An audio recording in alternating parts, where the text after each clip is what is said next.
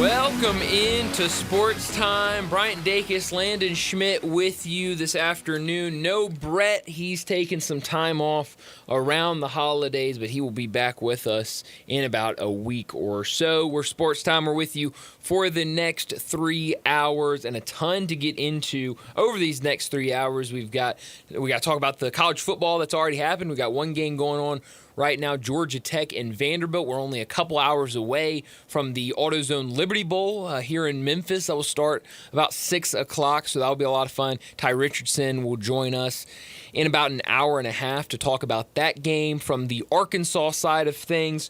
So a lot to get into. Tiger basketball, they've got a big game tomorrow morning against Ole Miss, so a ton to get into over these next 3 hours. But let's start off with really what was a fun game last night, and I guess the question can be, great offense, bad defense. What happened last night with the Grizzlies and Raptors game? A game that was very fun for Grizzly fans because of the result, 155 points for the Memphis Grizzlies. Landon, first off, good afternoon. I hope you're having a good afternoon. And, man, what happened with the Grizzlies last night? Well, first off, thank you. I wasn't having a good afternoon, and you go. told me to have one, so now here we are. You have to have a good afternoon now.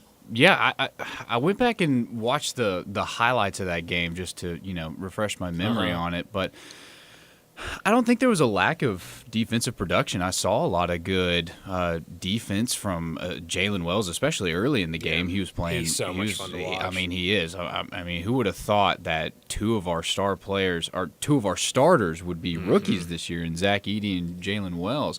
But I think it was just an all-around fun game. It kind of reminded me of, I cannot remember the year when this game was played, but it was one of the greatest shootouts of all time between the Kansas City Chiefs and Los Angeles Rams back when Jared Goff was there, and the final score was like 56-51. But there was like 3 defensive touchdowns in that game too. So it wasn't that the defense didn't show up, it was just a lot of scoring. So I just thought it was a really enjoyable game to see. 155, that's a franchise record for the Grizzlies right now.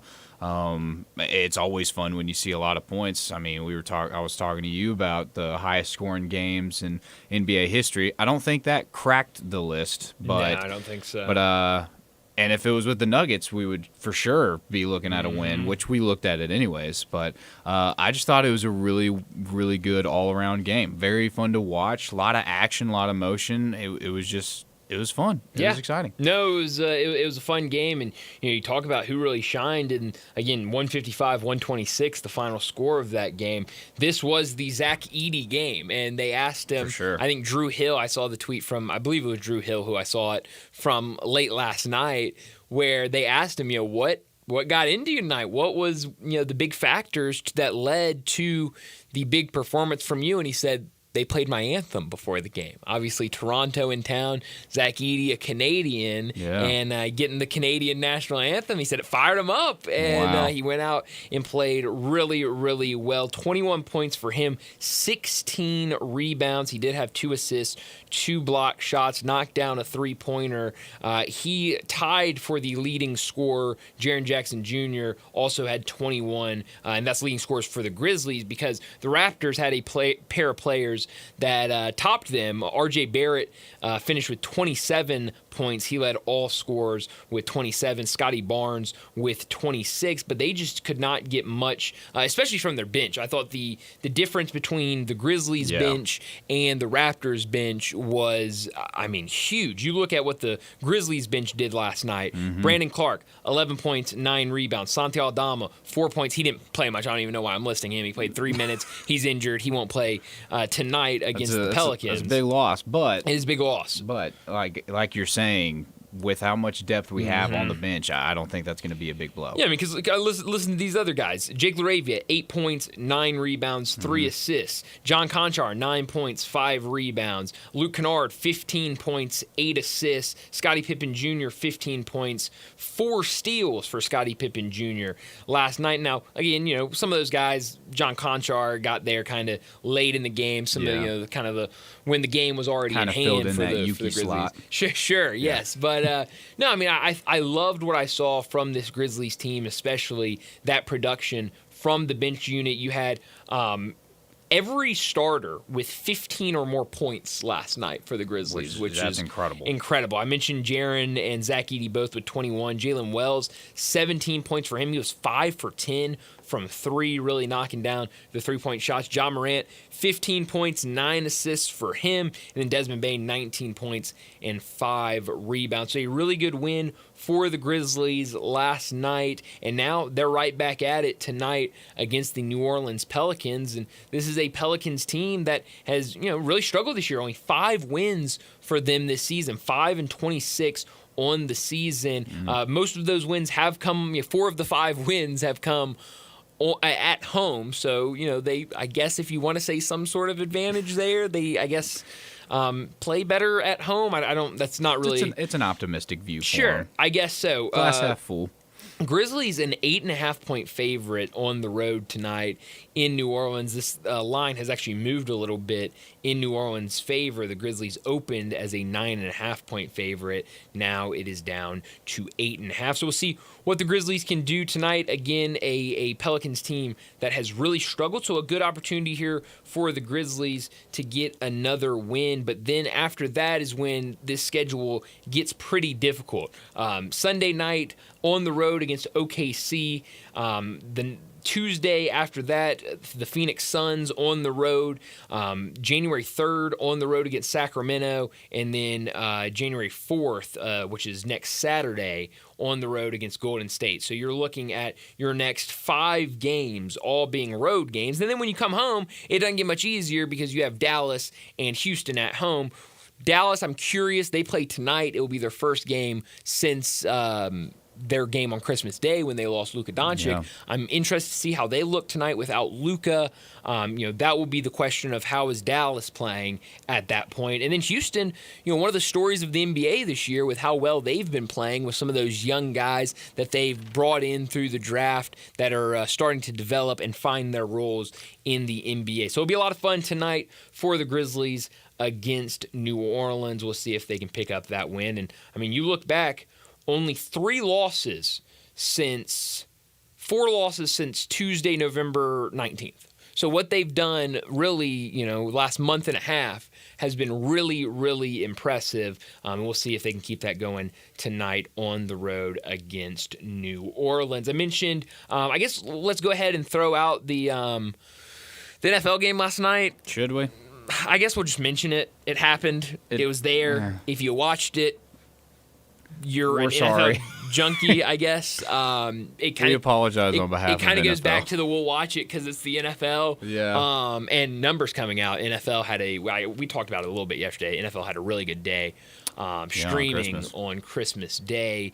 NBA had a good day as well with their games. I think I saw, I don't remember the exact number, but they were up in terms of past Christmas Day slates, a little bit up from years past for the NBA. So good. And I don't like the ratings talk. I really don't think. Just watch the games. If you like the sport, watch the games and don't worry about it. Just go from there. I'll go back to what Keith Smith said last week when we brought it up with him of they got to be doing something right if these networks are going to give them billions upon billions of dollars to show their games. So I don't think it's that. Nobody's coming close to the NFL. NFL's king. Yeah. That's just where we're at with sports. And LeBron don't think so. Well, for one day of the year. I'm glad you brought that up. I'm glad you brought that up because I've heard so many people bring that up. I think John brought it up yesterday. Yeah. What is LeBron even thinking about? Just get some rebounds, man. Exactly. Right? That's what he said. It was hilarious. Literally made me laugh out loud. But my problem with that is LeBron James is smart enough to know the NFL is going to kick our rear end when it comes to ratings. He knows that. Yeah. He's not saying, look out, NFL, we're coming for you. Mm-hmm. The ratings are going to be better. What he is saying is that for years, NBA has been what is on Christmas Day. You wake up and it goes back to and John Harden's the one that says it all the time is you don't start gambling on the NBA till Christmas Day. Christmas Day is the unofficial start of the NBA season. Yeah. And so when that's the case, that's because we have all come together and said, hey, Christmas Day, NBA is really the only thing on. We sit back and watch the NBA. It's become kind of that staple, and now the NFL wants to come in and put games on Christmas Day. That's fine. Look, whenever the NFL's on, they can play at 3 o'clock in the morning, and they'll get great views. Oh, yeah. People are going to wake up and watch it. You'll get views for that. And so, LeBron At least is 2. Exactly, yes. But LeBron is just saying, hey, Christmas has been built on the NBA has built their kind of thing around, hey, we're going to have a full slate of games on Christmas Day, and there's a lot of people that say, hey, Christmas is the unofficial start of the NBA season, and this is our day. And I like that LeBron said that. And I hate when people are like, oh, but the ratings say this, and LeBron's wrong. Well, that's not what LeBron was saying. LeBron was just saying, Christmas feels like a day where you watch NBA basketball because that's what it's been for the last 10, 15 years. Yeah. So I'm with LeBron on that, but definitely good numbers for the NFL, and it's not stopping anytime soon. Yeah, for sure. NFL is going to be on Christmas for a while. Yeah, and I like the way you broke that down because that reminds me of when earlier a few weeks ago or maybe a month ago when John Morant released that statement saying, "Oh, I'm not gonna dunk anymore. I'm not gonna do." And then I think it was 2 games later he had that behind the back. I don't think that behind-the-back dunk really contradicted that statement. I feel like when he did that, it was – well, and he even explained it. He was like, if I were to go down and go for a layup, chances are I would have been blocked. Yep. I think it was more like he was there and it just fit to secure the basket. I don't think it was what that statement was he's not trying to poster people anymore. Right, he's not putting himself in harm's way. So, I mean, it's, those kind of comments that can be taken out of context and been like, oh, he's never going to dunk again. Well, by golly, we better never see Ja dunk a basketball again. Or otherwise, it's just going to be the end of the world. But, I'm glad you broke that down. Yeah, and I agree with you. It was an interesting comment by LeBron, but it was good to see all those numbers that have been coming out from Christmas Day. Today we've got a full day of college football. We're going to break a ton of it down. Already 1-game final. Navy beat Oklahoma. What a finish! What a game! This was a game where it started at 11 a.m., so right at the start of Johnny Radio's show, and we both really liked Navy in this game. And we even broke. Did we have a group lock on Navy? That's a great question. Like a mega group lock, maybe? I think we did. I'll have to go back and look. It might have been like Darian picking Oklahoma or something. Of course, Darian going out there. Let's see. Group lock on Navy, so it was a mega group lock yesterday. So we knew something on that Navy. Others didn't. And so John comes in today. He's like, I really like Navy. Get them while you can. Yeah. And then Oklahoma goes down, scores on their first possession. I said, man, John, if you liked Navy then, you'll really like them now. They jumped up from, I think. We kind of differed because he said he looked at it about 9:30 or 10 and said Oklahoma was a 1-point favorite. I had looked at like 10:30, 10:45, and I believe Navy was actually a 1-point favorite. So anywhere in that range, it jumped from that to Oklahoma a 6.5-point favorite. And then Navy really couldn't move the ball in the first half. Oklahoma scores again, makes it 14-0. And I told John before that happened, I said, John, if Oklahoma goes down, scores, makes it 14-0, that line's going to jump up to 13.5. We have to jump on that because I do not think this Navy team is going to lose by 2 touchdowns. And so they scored. You had to jump on it quick because I bet it at 13.5, and just like that, it dropped to 11.5. So everybody was seemingly doing that at the same time. But then they go to halftime, and the second half, they come out and Navy looked like a completely different team. Yeah. Really struggled moving the ball in the first half, Navy did. I mean, even after I had doubled down on it, I was kind of like, oh, man, this is scary because everybody who's watched Navy play, they know what Navy football is. They're going to ground and pound you till they kill you, and it's going to be pick up a 3, pick up a 2, pick up a 4, pick up a, and then they'll bust one for 15. And then but what was happening against Oklahoma is Oklahoma was stopping all of those runs early, and you'd get to third down, like 3rd and 8, and now Navy's got to try to draw some sort of run that they think can get 8 or 9 yards, or they've got to throw the ball, and it just made Navy very uncomfortable. But then the second half, they settled down a little bit, played really, really well.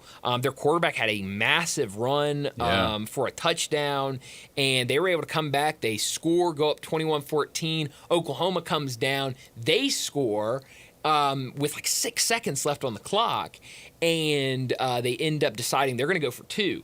And we kind of talked about this. You said you liked the idea to go for 2. Talking about it off air, it's always going to be controversial when you decide to 2020 vision. I mean, hindsight, everything. It's always going to be controversial. Yes. One of the only times I've ever seen it work was in The Longest Yard with Adam Sandler. So, I mean, of course, that's a movie. But last game of the season, you want it to be a little bit exciting. I get it. Yeah. I get it. You want to finish the game right there. We've had a lot of games going into a lot of overtimes. We were it's almost like if you've watched those, you kind of expected it to do another overtime game. But I like the call. I like trying to finish out the game on a note, have that be the big story if you make it or not. But Navy's defense cracked down. Yeah. Sacking that quarterback on that 2-point conversion was huge. Well, Navy struggled defensively against Oklahoma for most of the game, especially against the pass. I thought their corners, they played a lot of zone, and I thought their corners were sagging off a little too much, giving them too much space. Yeah. Here's the thing. When they scored and then they quickly ran to set up the 2-point conversion, I was like, okay, this doesn't surprise me at all. Try to go for 2. I think, if you're Oklahoma, you think we got a pretty good shot at converting this. But then Navy called a timeout.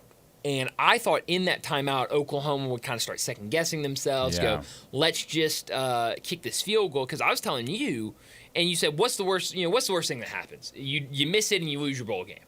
And I said, here's the thing with Oklahoma.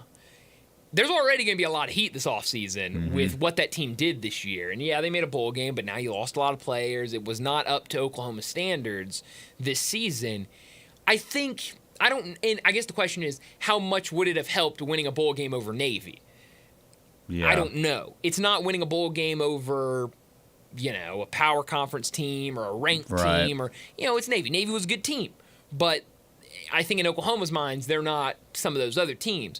What now happens is you're going into the offseason, coming off a loss to Navy. You're 6-7 on the season, coming off a bowl loss against Navy. And I just think that makes it a little tougher for this coaching staff as they try to figure out what this team's going to look like for next season. But a really fun game nonetheless. And now we've got the Birmingham Bowl going on right now. Vanderbilt currently up 7-0 over Georgia Tech.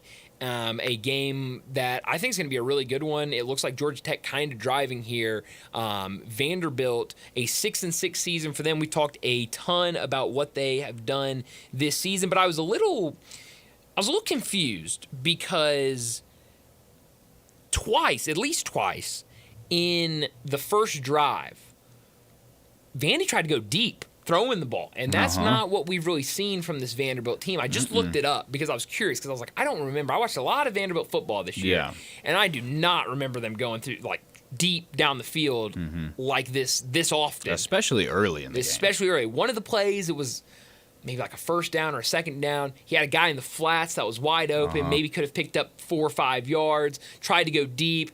Receiver probably could have caught it. It looked like he got at least one, maybe 2 hands on it. Yeah. Probably should have came down with it. Then they went deep a second time later in the drive, connected, ended up getting in the red zone and scoring off of that. But I looked it up because I was curious. This season, according to Pro Football Focus, Vanderbilt, Diego Pavia, I should say, has thrown deep, which is considered 20 or more yards, 41 times this year. Wow. That is only 3.3 times a game when you go by the fact that they've played 12 games this season. 3.4 times per game. They did it twice on the first possession. Wow. And I think what it is they're trying to catch Georgia Tech kind by of surprise. sleeping in the secondary. They know that it's going to be a lot of runs. It's going to be a lot of Diego Pavia running the ball. And they did connect on that second time deep, and it looks like Georgia Tech going to punch it in here and tie this game up. They're really, on the doorstep, I believe, the 3-yard line, second and goal. We'll keep you updated on that game. A lot of games the rest of the day. We'll talk about all of those later. But let me set up today's show before we get to top and not top story of the day. 3:30, Alan Bell from Driving the Line in the AB3. He'll join us, talk some wagering. We'll get some picks for him. We'll get to a lot of the NFL games for the weekend, but we'll also talk some of these college games, some of these bowl games over the weekend, maybe even a couple of the college football playoff quarterfinal games that we'll see next week. 3:45, we got to talk Tigers and Ole Miss. Big game tomorrow afternoon, 1 o'clock. You can listen to the broadcast, the Ole Miss broadcast, right here on Sports 56 tomorrow with pregame starting at 12:30. But a big game there. We'll talk about that. We'll also get to Tiger Bankroll. 4 o'clock, Bruce Marshall from Vegas Insider, CBS Sports, and BAMSports.net. He'll join us. We'll talk more wagering with him. We'll get to a ton of these bowl games, the quarterfinal games in the college football playoff, and we'll get a couple of NFL, maybe even a few NBA games with Bruce as well. 4:30, Ty Richardson from ESPN Arkansas in Fort Smith. He will join us, not live in studio, but live in Memphis as he's here for the AutoZone Liberty Bowl. That game at 6 o'clock tonight, so we'll break down that game with Ty. We'll also get to some Arkansas basketball as the Razorbacks get ready for the gauntlet of the SEC conference slate. We'll do all that at 4:30. 4:45, we get to big number of the day. 5 o'clock, Jason Munns, the Commercial Appeal Tiger basketball beat writer. He'll join us. We'll talk Tiger basketball with him. We'll recap what happened against Mississippi State last week, and we'll preview tomorrow afternoon's game against Ole Miss. Also, Memphis picked up a basketball commit, a JUCO commit, earlier this afternoon. We'll talk about that with Jason as well. And as always, Jason Munns presented each and every week by Jim's Place Grill in Collierville. 5:30, we'll get to our First National Bank and Trust Friday football forecast, and we'll wrap up today's show like we always do with Crunch Time. Let me remind you, we're in our Family Leisure Studios where family and fun come together. Get over there for the floor model sale. All 2024 inventory, it's gotta go. Help them make room for 2025. All floor models up to 50% off. Cold plunge tubs starting at $49.99. Hot tubs up to $3,000 off with free steps and chemicals. Pool tables, arcades, ping pong tables, air hockey, foosball tables, all 20 to 60% off, and theater seating up to 75% off. It's not too early to start thinking about that pool for pool season. Buy now and get on the schedule for install before the rush. Only at Family Leisure, 2120 Whitten Road, just north of I-40. You can be a part of the show. Text or call anything we're talking about. The Sissy's Log Cabin listener line, 901-360-8255. And as always, our first hour brought to you each and every afternoon by the fine people over at Lexus of Memphis. Get over there before the new year, right after the new year. Maybe a good start to the new year. Be getting one of those beautiful new vehicles at Lexus of Memphis. But let's go ahead and get to top story of the day. Top story of the day. Well, my top story of the day, it's got to be the big matchup tomorrow afternoon at FedEx Forum between Ole Miss and Memphis. Look, Ole Miss and Memphis both have been kind of stories of the basketball season with how they've played. Ole Miss continues to rise in the AP Top 25 polls with how they've started the season. Only one loss this year, and it was during Feast Week, during whatever, I don't even remember what tournament they played in, but they were playing Purdue out in San Diego and lost that game. The only loss of the season. They've been playing really well. Tigers, on the other hand, we've talked about it. The wins that they have, especially early in the season. Missouri's looking like a really good win. San Francisco, a pretty good win. UConn is holding up as a really, really nice win. Michigan State looks even better now than it did when they beat them. I was saying back then, I don't think this Michigan State team is very good, and they have made me look very wrong because they've been playing good ball. You lost to Auburn. That's understandable. But then you pick up 2 road wins against Clemson and Virginia before returning to FedEx Forum last week against Mississippi State. This is a game that the Tigers will want to get right now. It would be a quad 2 win for the Tigers. But when you look at the rest of the schedule, this is going to be the best opportunity to get a quad 2, quad 1, because that Ole Miss game, depending on how Ole Miss does in conference play, could get up into a quad 1. You're not going to see a lot of those in AAC conference play. So this is a big opportunity to kind of round out that conference slate with a big win that will help you come tourney time. But we know what's at stake here. Tigers, back-to-back losses at FedEx Forum. We know Penny Hardaway has been really good getting wins inside FedEx Forum. You don't want to drop to 3 straight losses inside FedEx Forum. So we'll see what he can do on the other side for Ole Miss. They've been playing, like I mentioned, really, really well since that November 29th loss against Purdue. Win over Louisville, win over Lindenwood, win over Southern Miss, win over Southern, win over Queens. Now, you look at those teams, and Louisville, the only team inside the top 240 that they've played out of those, so it's been kind of easier competition for them lately. But you look at what they've done. Number 1 in offensive turnover percentage. They do not turn the ball over. We mentioned it with Greg yesterday. Only 8.5 turnovers per game. And on the other side, number 6 in the country in defensive turnover percentage. So they're forcing a ton of turnovers. And when you look at the Tigers, what has been their biggest issue this year? Turnovers. It's been the turnovers, 302nd in offensive turnover position. Tigers cannot turn the ball over if they want to win this game tomorrow. And then the other news, I mentioned it, JUCO guard Felipe Patino announced his commitment to University of Memphis earlier this afternoon. He's currently playing at Eastern Florida State, and so far this season he's averaging 11.4 points per game, 4.2 rebounds per game, shooting 51.1% from the field and 50% from 3. So a guy that will come in to next year's team and looks like a guy that can shoot the ball pretty well. I think, and we'll ask Jason Munns about it later, pretty good pickup for Penny Hardaway and his staff. Definitely sounds that way. Well, my top story, we talked about it a little bit yesterday, but it's got to be Deshaun Jackson taking the head coach job at Delaware State. So right now, there's a big surge in ex-NFL stars taking to college football. You got Mike Vick going to Norfolk State, and now you've got Deshaun Jackson taking over at Delaware State. Delaware State just recently fired not only their athletic director, but also their head coach, Lee Hull, after going only 2-21 and without a single win in conference play in the 2 years that he was there. So not very good, there. But there's been a lot of debate about, is Deshaun Jackson the right guy for the job, or what kind of coaching experience does this guy have? Well, last season, Deshaun Jackson spent his time at Woodrow Wilson High School as the wide receivers coach and the kick returner coach, which is right up his alley because Deshaun Jackson is the first player in NFL history to earn Pro Bowl selections for 2 positions, and it being those 2 positions. I think, and this is a little bit of my not top story, but you kind of saw how I think he is going to be the right fit. The new athletic director, Tony Tucker, is in full support of him. Deshaun Jackson released a statement on how excited he is to be here and how he cannot wait to start the season. And Andy Reid has even endorsed him to say, this is my guy. This was the dude. He's competitive. He knows the right stuff. And of course he knows football. I mean, he's a three-time Pro Bowler in the NFL. The dude knows his stuff. Now, there is a big difference between, teaching football and being a football coach and being a good one. But he's got the right mindset.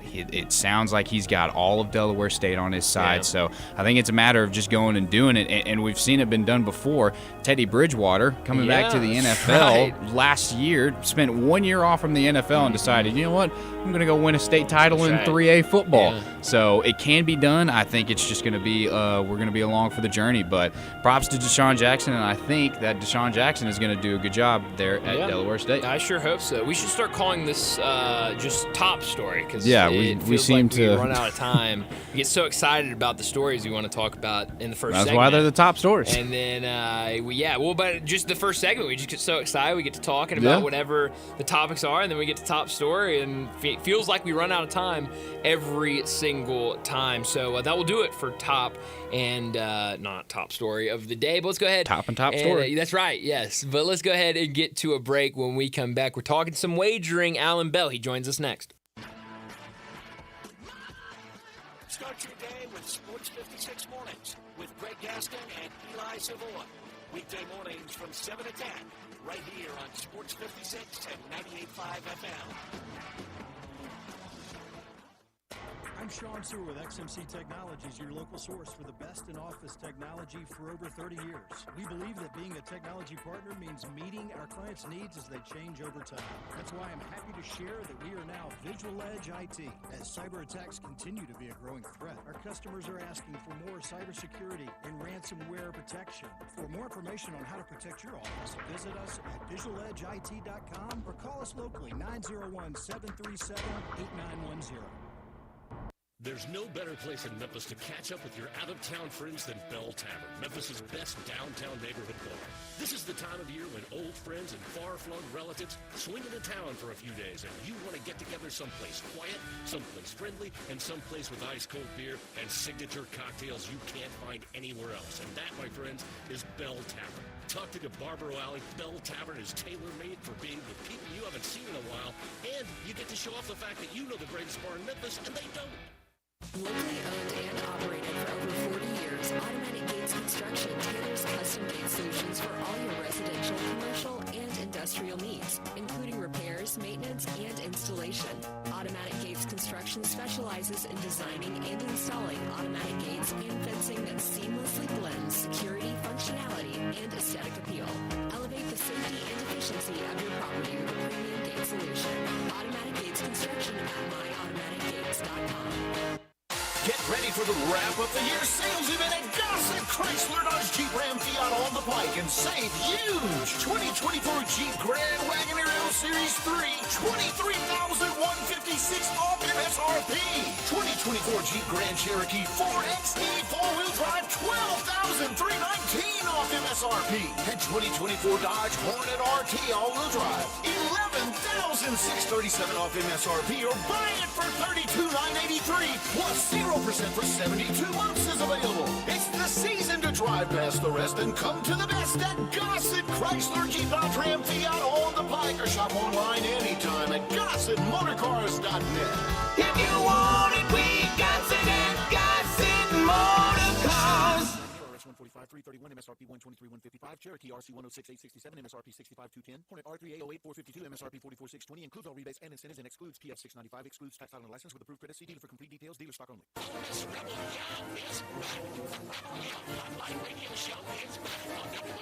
Sports 56 and 98.5 FM every Monday night at 6. Hear the latest news on your Ole Miss Rebels with Nancy Porter with 24/7 Sports. Your Ole Miss defensive captain Mike Fitzsimmons, Gordon Ford covering SEC sports phone, and former Ole Miss baseball announcer Gary Garvey from kickoff to first throw to extra innings. Your Ole Miss Sports on the Rebel Yell Hotline Show right here Monday night at 6 on Sports 56 Live, 60 AM and 98.5 FM. Your Mid-South Sports Station.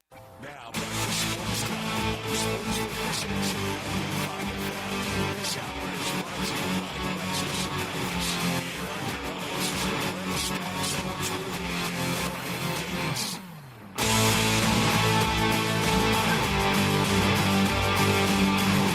Welcome back into Sports Time. Brian Landon with you, and joining us now to talk some wagering from the AB3 and driving the line. Alan Bell joins us. We got to talk some wagering, break down a couple of these games. But Alan, before we do that, I'm curious your thoughts. We saw Thursday night football last night, a complete dud, a snoozer between the Seahawks and the Bears, but now at least the Athletic reporting that Pete Carroll is interested in the Bears head coaching job. We know Pete Carroll, he stepped down from the Seahawks head coaching job in the offseason, has been still around the team and in an advisor role.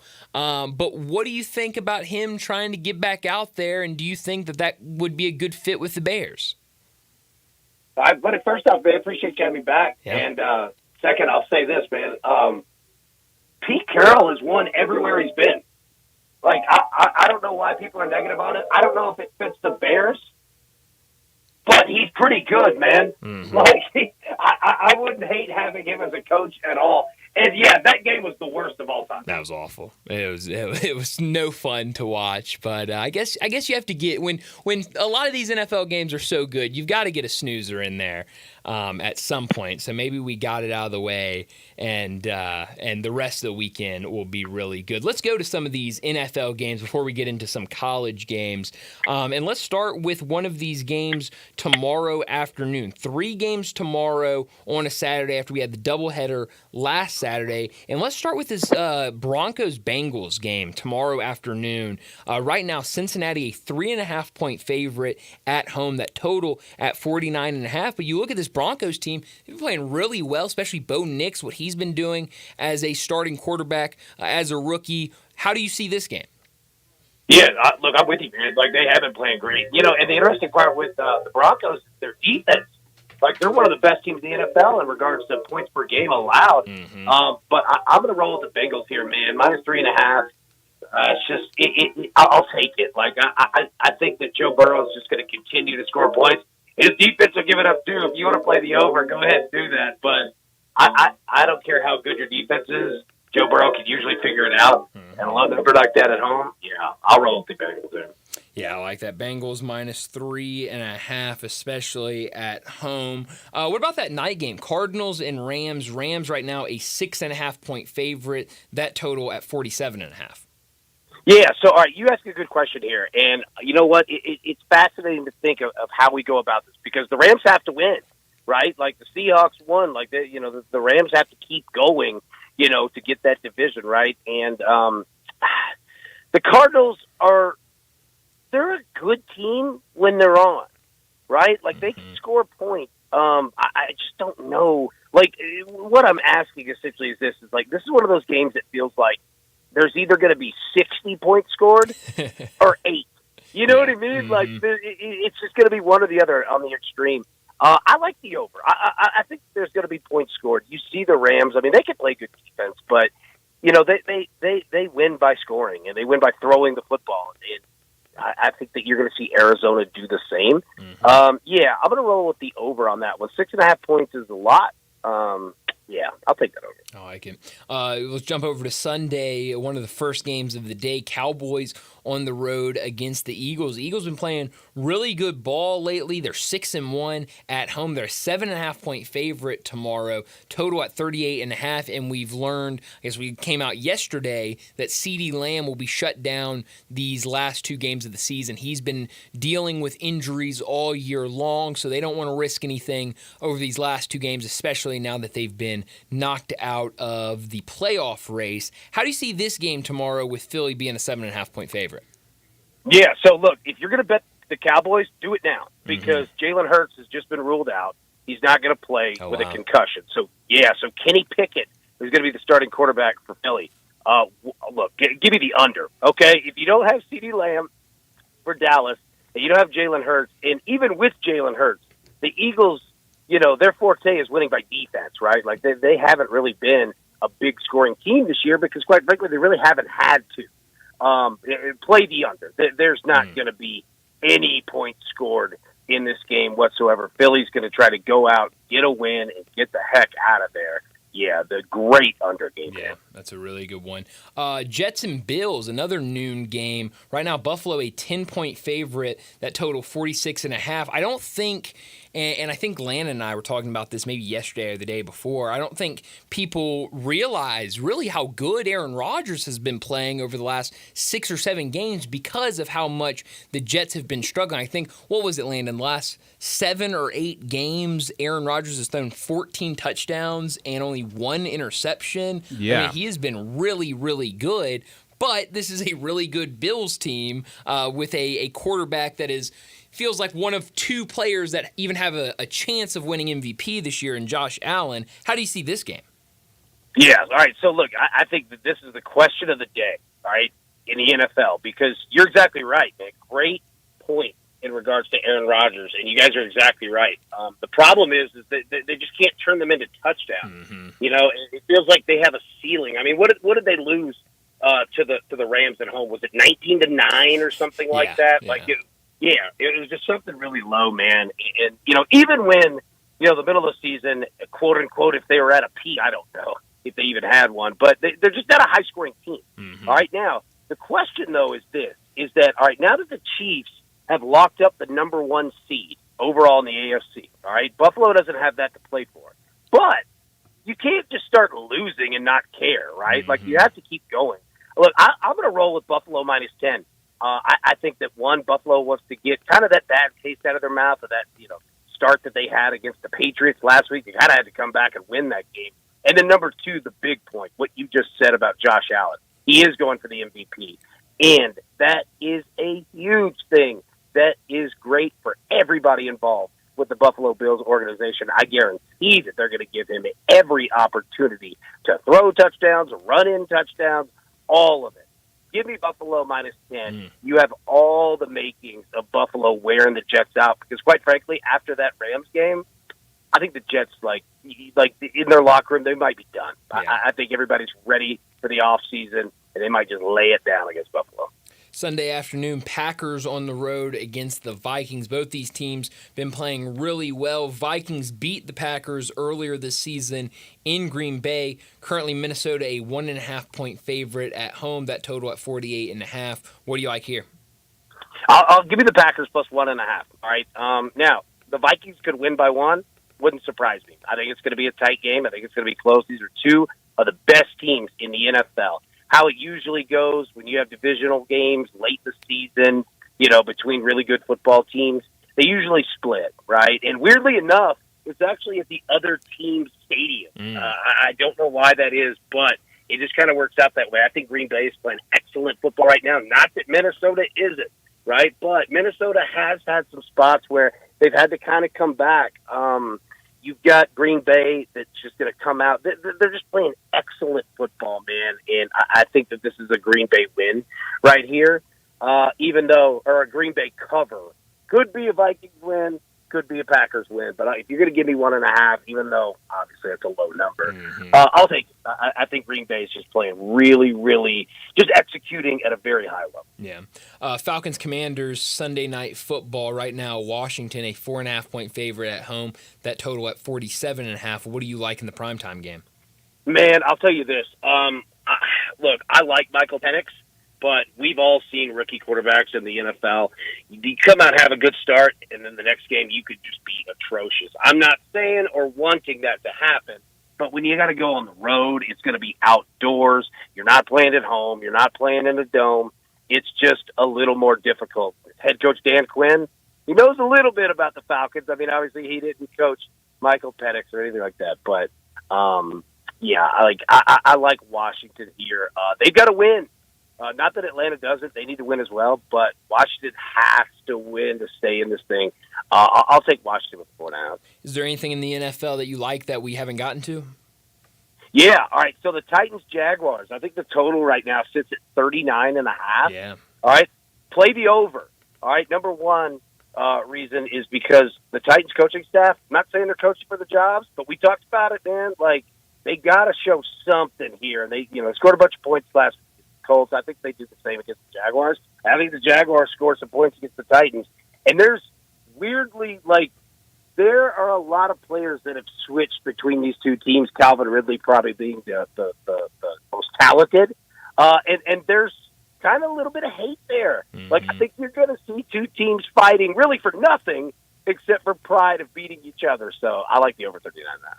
Jumping over to college football tonight here in Memphis, we've got the AutoZone Liberty Bowl, Texas Tech and Arkansas. Right now, Texas Tech a 2.5-point favorite. That total at 52.5. This is a weird game. Texas Tech starting quarterback that was really good this year. He's not playing. Ton of opt-outs and transfers on Arkansas side. Is there anything you like tonight in Memphis? Yeah, God, it is so difficult. Bowl games, betting it's were hard. already hard. No, it's brutal, Yeah. right? It's just almost impossible. Yeah, you know what? I like Arkansas. I think that Arkansas does have a really solid core, even though, like you said, there's been a lot of players that have gone from that. But I like Pittman, and I like this team. I just kind of like how they go about their business, no matter who's in or who's out. Nothing against Texas Tech, but I'm going to roll with Arkansas, especially if you give me points. Yeah, and I mean, Arkansas is bringing back their starting quarterback. There's got to be something there when you bring back your starting quarterback for a bowl game and the other team doesn't have the starting. You would think at least that's something. Yeah, they're like the only one. Like, not to interrupt you, they're like the only team. I know, man. Yeah, it's wild right now. Anything you like the next couple of days in college football, or even, I know we won't talk to you before the quarterfinal games for the playoffs. Anything you like there? Yeah, a couple of them. All right, so Notre Dame, Georgia, I like the over. I believe it sits at 44. I think you're going to see both teams do it offensively. There are some really nice matchups that both offenses are going to have against those defenses. So I'll take the over 44 there. And then give me Texas. I think the spread is 13.5 right now. Yeah, give me Texas. And nothing against Arizona State.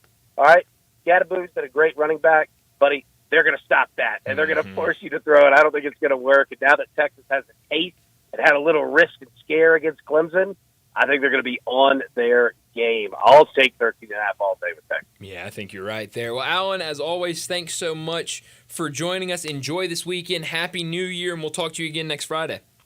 Brother, y'all as well, man. I appreciate you, buddy. Have a great weekend. Thanks, Alan. Alan Bell joining us from the AB3 and Driving the Line, giving us some bets for the NFL and bowl season in college football. Let's get to another break, and when we come back, we got to talk about this Tiger basketball game tomorrow against Ole Miss. We also got to get to Tiger Bankroll. We'll do that next on Sports Time. Be sure to follow us at Sports56 WHBQ on Twitter, Facebook, Instagram, and YouTube to watch live video of our shows. Stay up to date with station events and have chances to win prizes. Don't miss out on anything that's going on. Follow us at Sports56 WHBQ. Step up your wings game at East Coast Wings and Grill. With 60 wing flavors and 7 heat indexes, do you have what it takes to turn the heat of your wings up to insanity? East Coast Wings and Grill is family friendly with a large variety menu to satisfy the whole bunch. Sign up today for their loyalty program and taste the rewards. For every dollar you spend, you collect a point. Earn 100 points and receive a $5 reward. Next to Lowe's on Highway 64 in Marlboro, come try America's best wings at East Coast Wings and Grill. Women here in Memphis are wearing bigger, better quality diamonds and some amazing designer rings thanks to the arrival of Genesis Diamonds. Hey, it's Eric Hasseltine, and Genesis came on the scene here last year and shook up the jewelry world big time with rock-bottom prices on diamonds, a selection that's like 20 times ordinary stores, designer rings you can't find anywhere else, and guarantees and warranties that are the strongest in America. A relaxed, no-pressure, laid-back experience with no commission salespeople. Everybody here is loving what Genesis is doing. Whether you want a lab-grown diamond or a natural diamond, Genesis will easily beat anyone else's price. The owner is a former diamond wholesaler, and Genesis has cornered the market on the world's most acclaimed designer rings.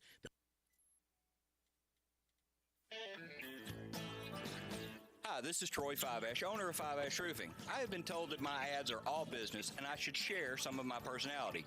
Okay, I love tongue twisters, like the one about the terrific tasting toast by Taste Tester Toaster, or Big Black Bugs, Bleed Blue Blood, and of course Sally and her seashells. Or of course the ever-present I'm a mother pheasant plucker, I pluck mother pheasants. Okay, enough of that. If you want an honest, fair, reasonable roofing, siding, or gutter estimate, call Fiveash Roofing at 367-0050.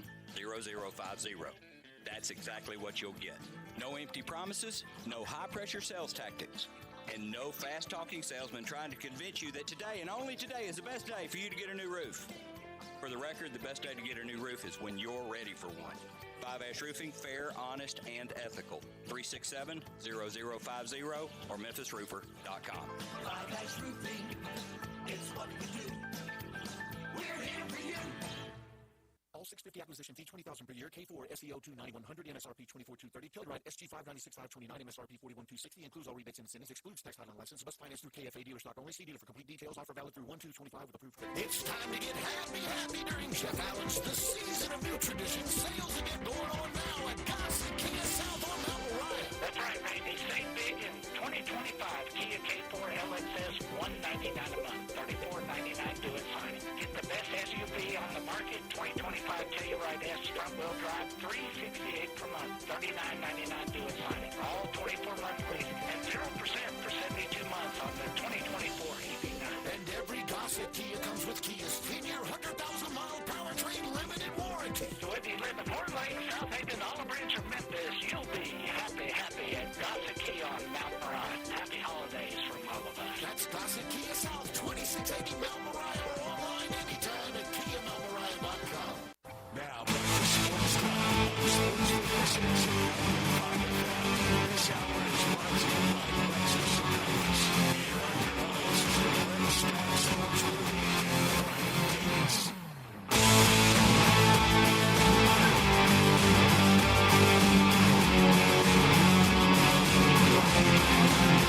Well, we got to talk Tiger basketball. We also got to make picks for Tiger bankroll for tomorrow's game. We do have some breaking news coming out. Kind of surprising news. Mike Brown has been fired from his head coaching job with the Sacramento Kings.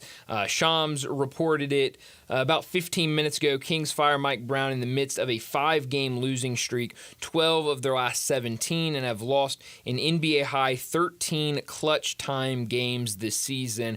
Brown won Coach of the Year in 2022-23 when he led the Kings to the postseason, snapping a U.S. sports record 17-year playoff drought. It felt like, especially in that year and even last year, that the Kings were moving in the right direction under Mike Brown. He added that Brown signed a 3-year extension through 2027 with the Kings in June. So this is a guy that just signed an extension with them just a couple months ago and let go just over 6 months later. A big reason, he says, is because of those playoff expectations that the Kings had. Well, let's talk some Tiger basketball. Tomorrow, a big game for the Tigers against Ole Miss. This is a good Ole Miss team. They've played well. You look at some of these teams that they face, a win over, I think, a good BYU team. They lost to Purdue in what was a really good game that they led most of the way, and then a loss to Louisville, they beat Louisville the next game, really blew them out 86-63. I think one thing that maybe, could be working in the Tigers' favor, I guess two things that could be working in the Tigers' favor. One, Memphis has played a tougher non-conference schedule than Memphis. We've talked about that with a couple of teams this year on the Tigers' schedule, especially recently. I mentioned it. You look at Ole Miss's last 4 games, 339 in KenPom, 282 in KenPom, 241 in KenPom, 262 in KenPom. That's what Ole Miss has played over the last 4 games. For Memphis, this goes all the way back to the Arkansas State loss, 97, 31, 119. So playing much better competition than Ole Miss. Now, at the end of the day, how much does that really matter? Because I think Ole Miss is a good team. Mm-hmm. The other thing that could be working in the Tigers' favor is Ole Miss getting ready to start conference play. And, how much are they looking ahead to how tough this conference schedule will be, slipping. Maybe overlooking them. But I don't know if I think that's a thing because of how close these two programs are from each other, the kind of fan base that is here and how close it is, people driving up from Oxford for this game, and the fact that one of Ole Miss's better players, in Matthew Morrell, is a Memphis product and came from this area, and it feels like, we talked about it with Greg yesterday, always has his best games when playing against the University of Memphis. He always plays really well. And you look at this, Matthew Morrell right now the 3rd leading scorer for this Ole Miss team. Jalen Murray, who has been a really good addition, a guy that they added last year, who's played really well. He's averaging 13.5 points. And then Sean Padula, a guy that they added this past offseason from Virginia Tech, a guy that has come in, has been a lights-out three-point shooter. He has attempted the most three-pointers by anybody on this Ole Miss team and is shooting 42% from 3. He's attempted 71 threes this year and is shooting at a 42% clip. He's also averaging 14.8 points per game. They get a lot of their scoring from the perimeter. Their top 4 scorers all scoring in double digits, all guards, so it's going to be a good matchup between a really good backcourt in Memphis and a really good backcourt in Ole Miss. And I'm interested to see what the front court play looks like. And you even bring up Moussa Cisse, who spent last year at Ole Miss playing for that program. So I think it's going to be a fun game. I'll go back to what I said earlier. Turnovers are going to be massive tomorrow because Tigers come out like they did against Mississippi State, and we saw what it led to last Saturday against Mississippi State. But if they come out and have those early turnovers, they could get in a hole that, like Mississippi State, will be hard to dig themselves out of. This is going to be another game where the Tigers are going to need a fast start, and we'll see if they can get that. But, again, going back to it, you look at Ole Miss, number 1 in offensive turnover percentage, number 6 in defensive turnover percentage. So this is a good Ole Miss team, and Memphis is going to need to play their A game if they want to pick up the win tomorrow. Again, you can listen to that game right here on Sports 56. It will be the Ole Miss broadcast starting at 12:30 with the pregame show. We've got to also make Tiger bankroll picks.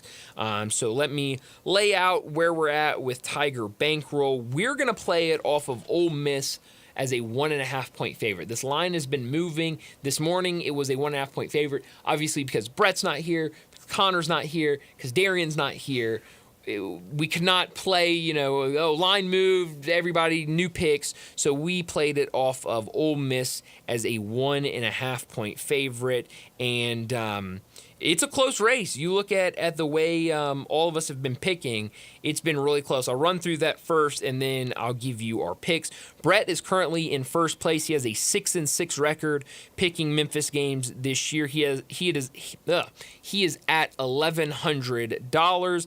I'm in second place. I have the best overall picking record at 7-5, but money, I've been a little trying to play it safe with the money. I'm at $1,055. Darian is also 6-6 like Brett, but he is at $900. And Connor is in dead last. He is the only person currently picking under 500. He's 5-7 on the year, picking the Tigers, and he is at $875. So we'll start with Brett's pick. He is going to take Ole Miss minus the 1.5 for $20. So Ole Miss for $20. That is Brett's pick. Connor is going to take Memphis plus the 1.5 for $100. Darian is going to take Ole Miss minus the 1.5 for $25. And I'm going to take Memphis plus that 1.5. I'm going to go $55. So I like that number. Wow, if I win, I will be up kind of around Brett, closer to Brett at least. And then if I lose, I'll just be back at $1,000. So like we started. So I'm fine with that. Look, I just think the Tigers have been, they've played well at home under Penny Hardaway, a team that has lost back-to-back games at home. Colby Rogers has not shot the ball very well in recent games. I think he can bounce back tomorrow. I think you'll have a energized fan base. I think this is going to be a game when you look at everything around, getting ready for conference play. I think these guards are going to be ready to go. It's going to be a good matchup, and I'm curious to see what that front court looks like. I did not like the front court play against Mississippi State. And you look at Dane Danger, a guy that's been playing so well for the Tigers in recent games. Yeah, I know he had 6 points. I think he had 9 rebounds, but he also had 5 or 6 turnovers. I mean, he was turning the ball over really from the moment he got into the game. I don't think that'll happen. I think he'll be much better, and I think we'll give them a front court presence that can give them an advantage. But all of this comes down to the turnovers. If Tigers go out there, turn the ball over early, then I think Ole Miss will have an opportunity to kind of make this look like that Mississippi State game looked like. But we'll see. Tomorrow afternoon, 1 o'clock. Really not a great day of college basketball tomorrow. Not a lot of huge games. So this will be one that has a lot of eyeballs tomorrow afternoon. Well, let's go ahead and wrap up. Well, how about your pick? I know you're not a part of Tiger Bankroll. Do you have a pick for tomorrow's game? Well, I'm kind of going back and forth between the two. I know you've been talking. It's a tough one. It's a tough one to pick. But a stat I saw was that Memphis has caused 4 of their last 5 opponents to commit more turnovers than their point per game average or their per game average. Do I see that happening tomorrow? I don't know. But 2 losses at home by double digits. Give me Ole Miss. I'm going to take the Rebels. All right. So you'll take the Rebels. You'll be like Brett and Darian. We'll see what happens. We'll talk more about this game when we start our 5 o'clock hour talking to Jason Munns. I know he'll do a great job breaking this game down for us. Let's go ahead, get to a break. When we come back, we're talking some wagering with Bruce Marshall.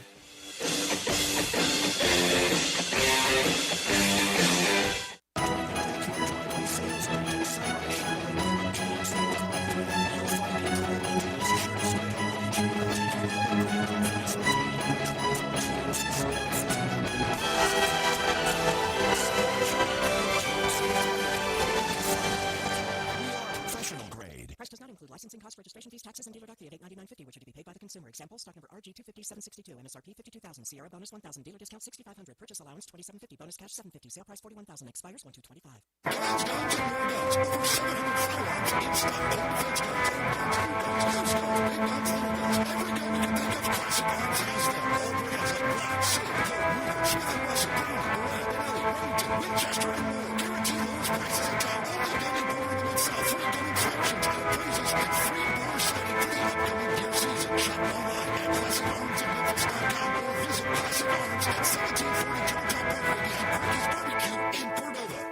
Napa Cafe celebrates 26 years in 2024.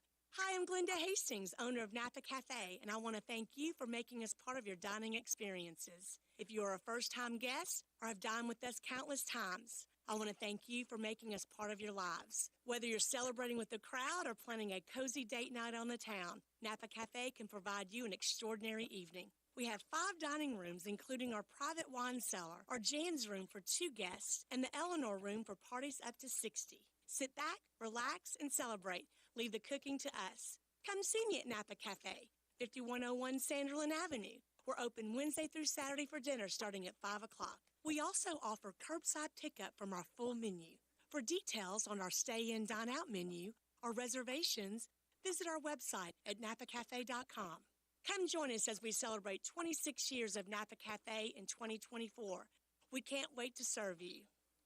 Top Gun is the largest indoor range in the Mid-South, but size isn't their only difference. Top Gun has the best instructors with over 300 years combined experience and classes all the way from first shot to master marksmanship. Plus, Top Gun is affordable. Gold membership is just $48 a month. That's just $1.60 a day for a limited range time. Free gun rentals with purchase of ammo and members lounge access. Top Gun, 2770 Whitten Road, TopGunMemphis.com. Always shoot with the best. Top Gun Memphis. There's an institution in East Memphis that I love talking about. It's the Spirit Shop at 4848 Poplar Avenue, right down the street from Clark Tower, and it looks like a log cabin. It's been around Memphis since 1969 with a family-owned, friendly, knowledgeable sales staff that is just a wonderful place to go. I love going in and talking wine or bourbons, and they've got such great selection. So if you've not visited the Spirit Shop in a while, it's been remodeled. You'll love what you see when you need spirits. Tell Eddie Wallow said hello. 56 WHBQ Memphis and W253DF Memphis with Greg Gaston and Eli Savoy. Weekday mornings from 7 to 10.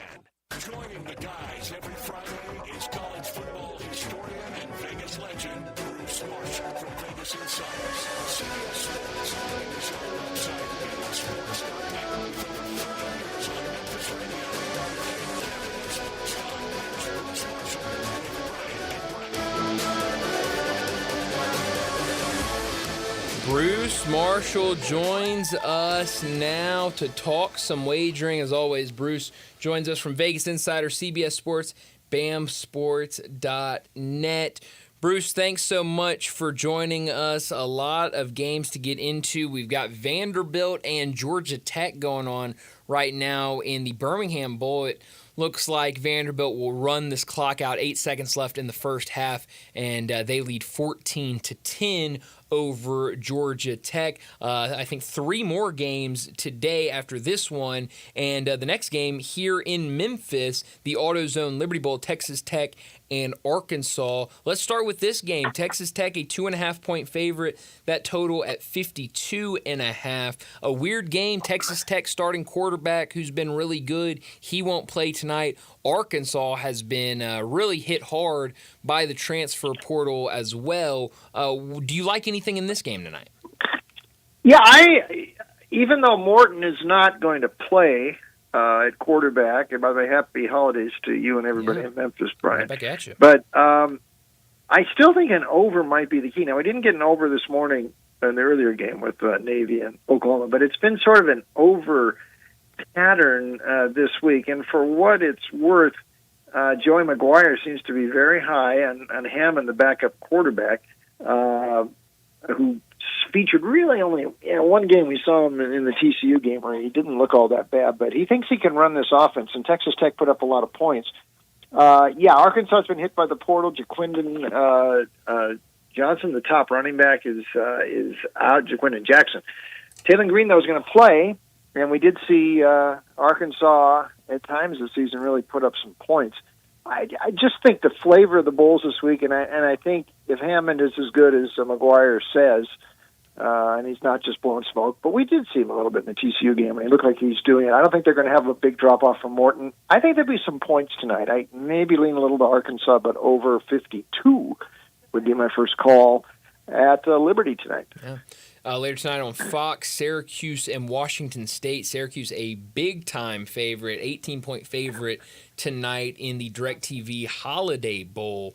That total at 58.5. What do you like in this one?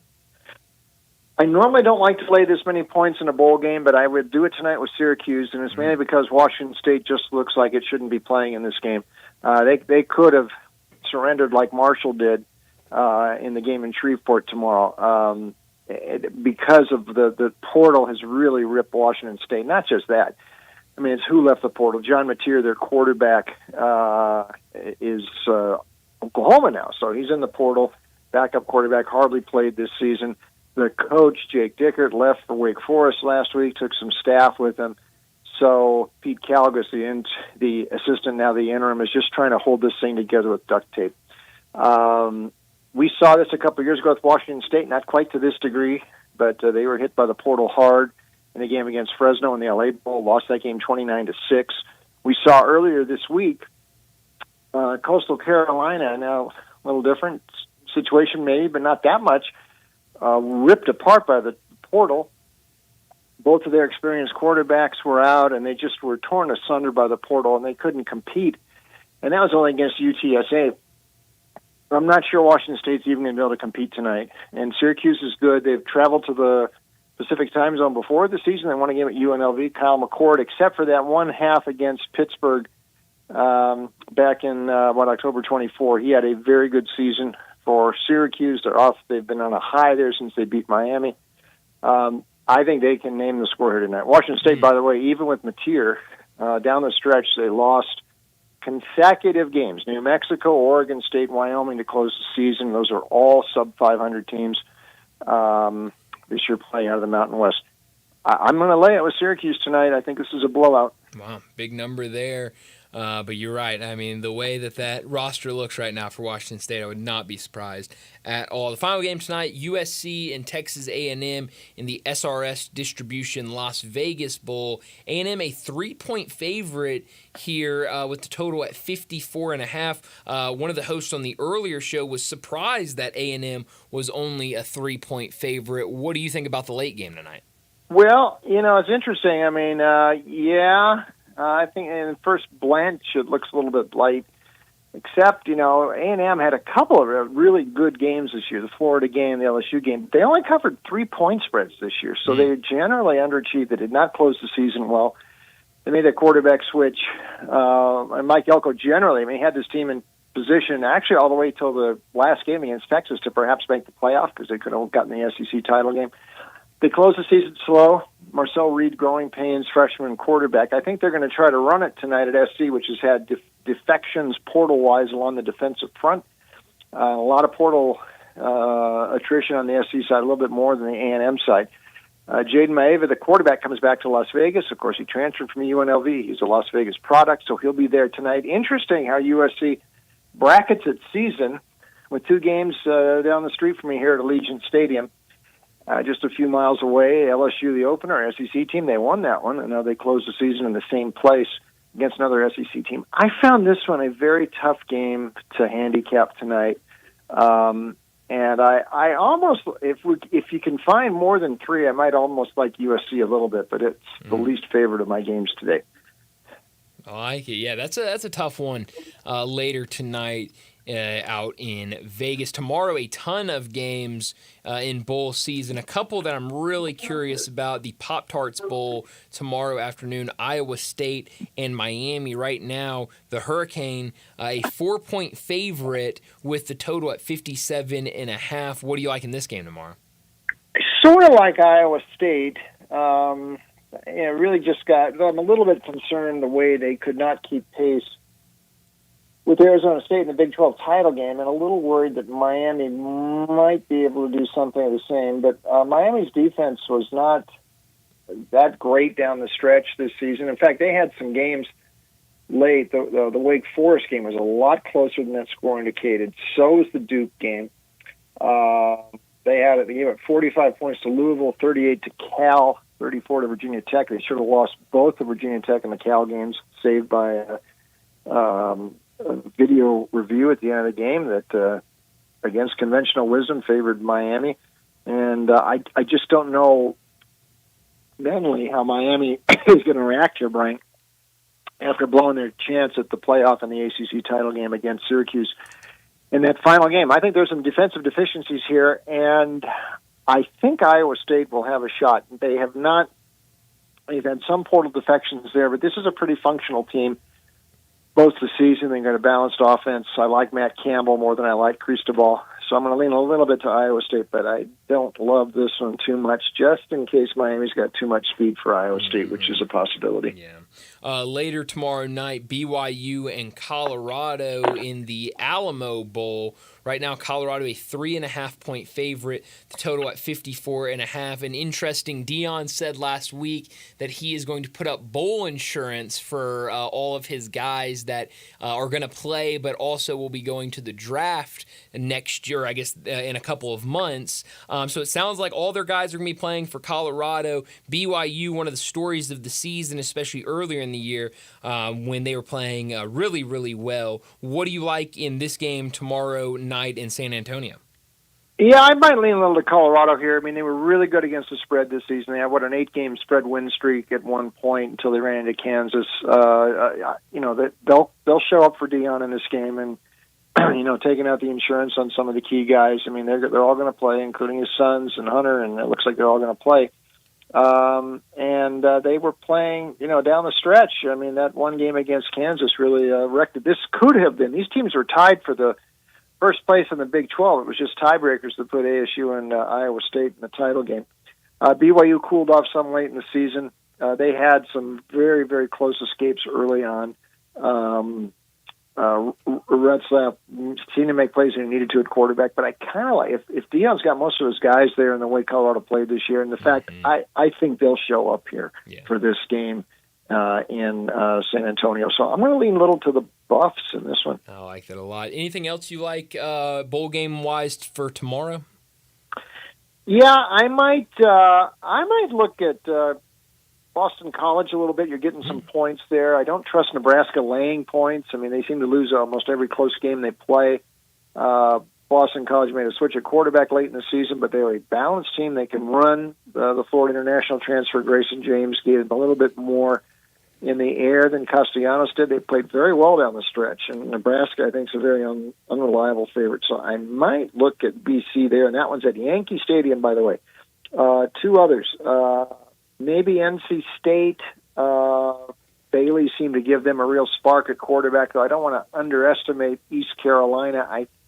And they made the coaching switch, and they're going to stick with the Blake Harrell at coach after moving Mike Houston out. They played pretty well, but it was a pretty downgraded slate. I mean, Temple, Florida Atlantic was really struggling. Tulsa was bad. North Texas, they lost that last game to the Navy.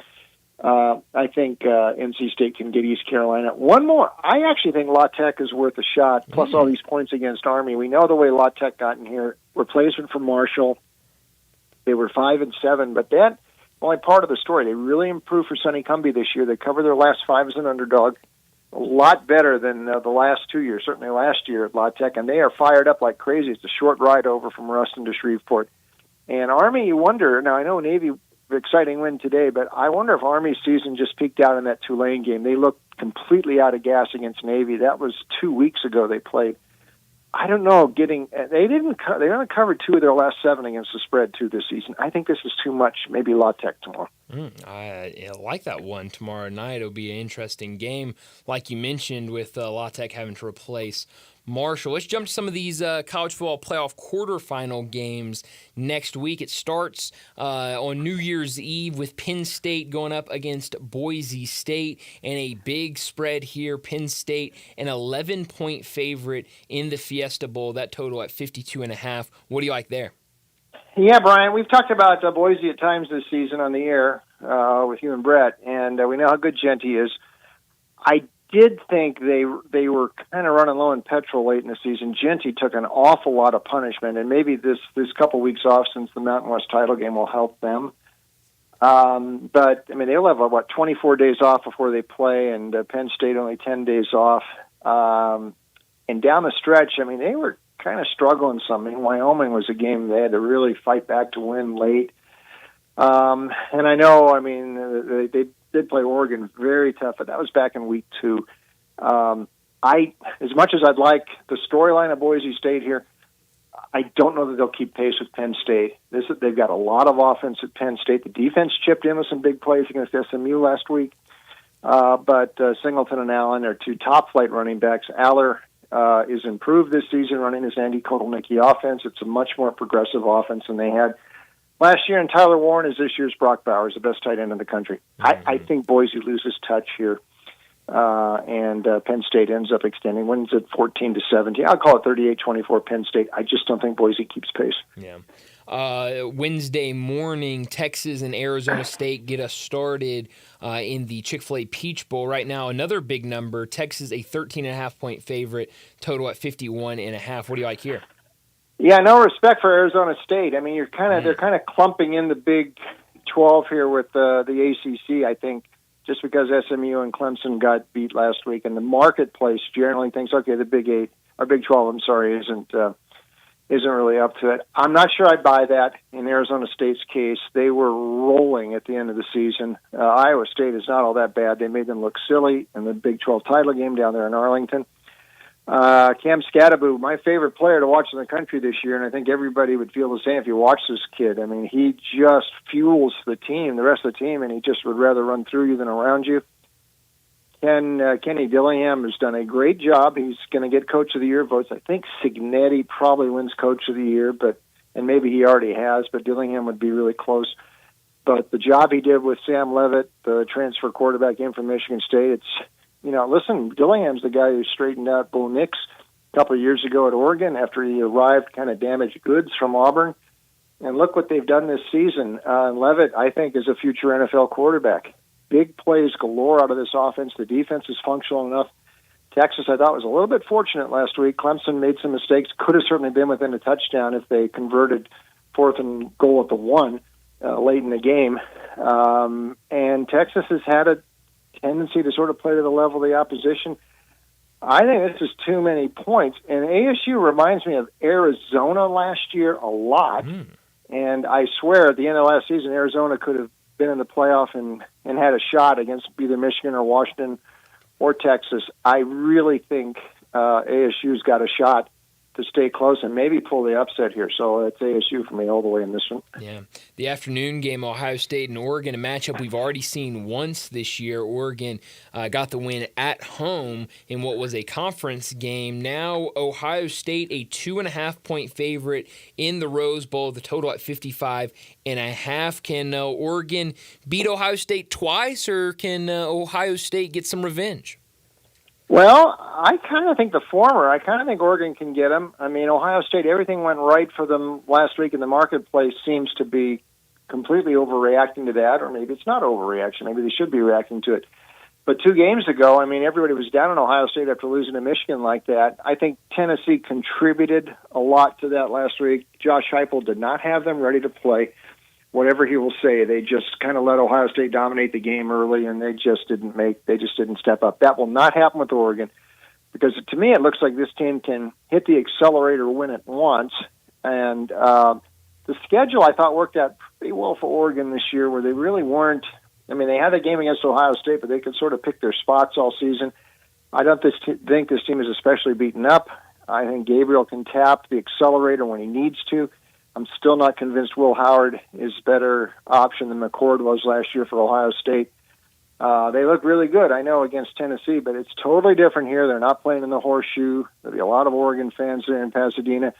And 32-31 the first game. It'll be close again, but I'd rather take the points, so I'll take Oregon. Yeah, it feels like it's going to be hard to beat Oregon this year. The last game in the quarterfinals, Saturday night, Notre Dame in Georgia in the Sugar Bowl. Right now, Georgia a 2-point favorite. We know Carson Beck will not play in the playoffs. He's out for the season. Gunnar Stockton, who we saw in the second half of that SEC championship, will start for the Bulldogs. I mentioned it, Georgia, a 2-point favorite, total at 43.5. What do you like here? Yeah, a lot on Gunnar Stockton's plate here Yeah. in this game. And he did, and I really think Georgia might not have won that SEC title game had he not replaced Beck. Beck looked rattled like he had been much of the season, and Stockton, the team seemed to rally around Stockton, and they won. But now it's a little different scenario this week. Now it's going to be Stockton the whole way, and I don't know that this passing game is going to work quite as smoothly with him. And it didn't always work that smoothly with Beck this season. His protection was not as good as it was last year. And remember, a couple of his receivers. He had Brock Bowers last year. He had Ladd McConkey part of the season. McConkey was hurt some, but he played enough last year. These are two NFL all-rookie caliber targets, and now those guys are hard to replace. My question here is about Notre Dame. They were kind of struggling for a lot of that game with Indiana. They couldn't get the offense going too much. Maybe Indiana's better than I thought. And I don't think that score at the end was deceiving, although Indiana scored twice late. But I know this is a roughhouse defense Notre Dame has. I think this game might land under with Georgia and Notre Dame. It's a top 10 Notre Dame defense. Stockton, they are just not going to move the ball that well. So my first thought here is probably under. Maybe Georgia squeezes this out, but darn, it's going to be tough. I don't think either of these teams is going to win. This will be whoever wins this one is probably going out the next round, I think. So under, and that's my call in this one. I like it. Yeah, that one seems to be the toughest one to try to figure out of the quarterfinals. We're talking to Bruce Marshall. He joins us every week to talk some wagering. Over in the NFL, Bruce, is there anything that jumps out to you? Yeah, tomorrow. All this talk about the Bengals, and even on the Thursday night game last night. By the way, that was the worst, most hideous NFL game of the year last night, the Bears and Seahawks. But Geno Smith, quote of the year, he said, "Who cares if we win? If we win by 5-4, it's okay." Well, it almost was 5-4 last night. So there you go.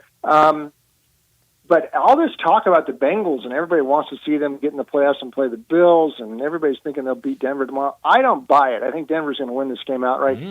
They've got Riley Moss back on a corner. He may not play every snap, but he's available tomorrow. They've got Pat Surtain, who is the perfect guy to put on Jamar Chase.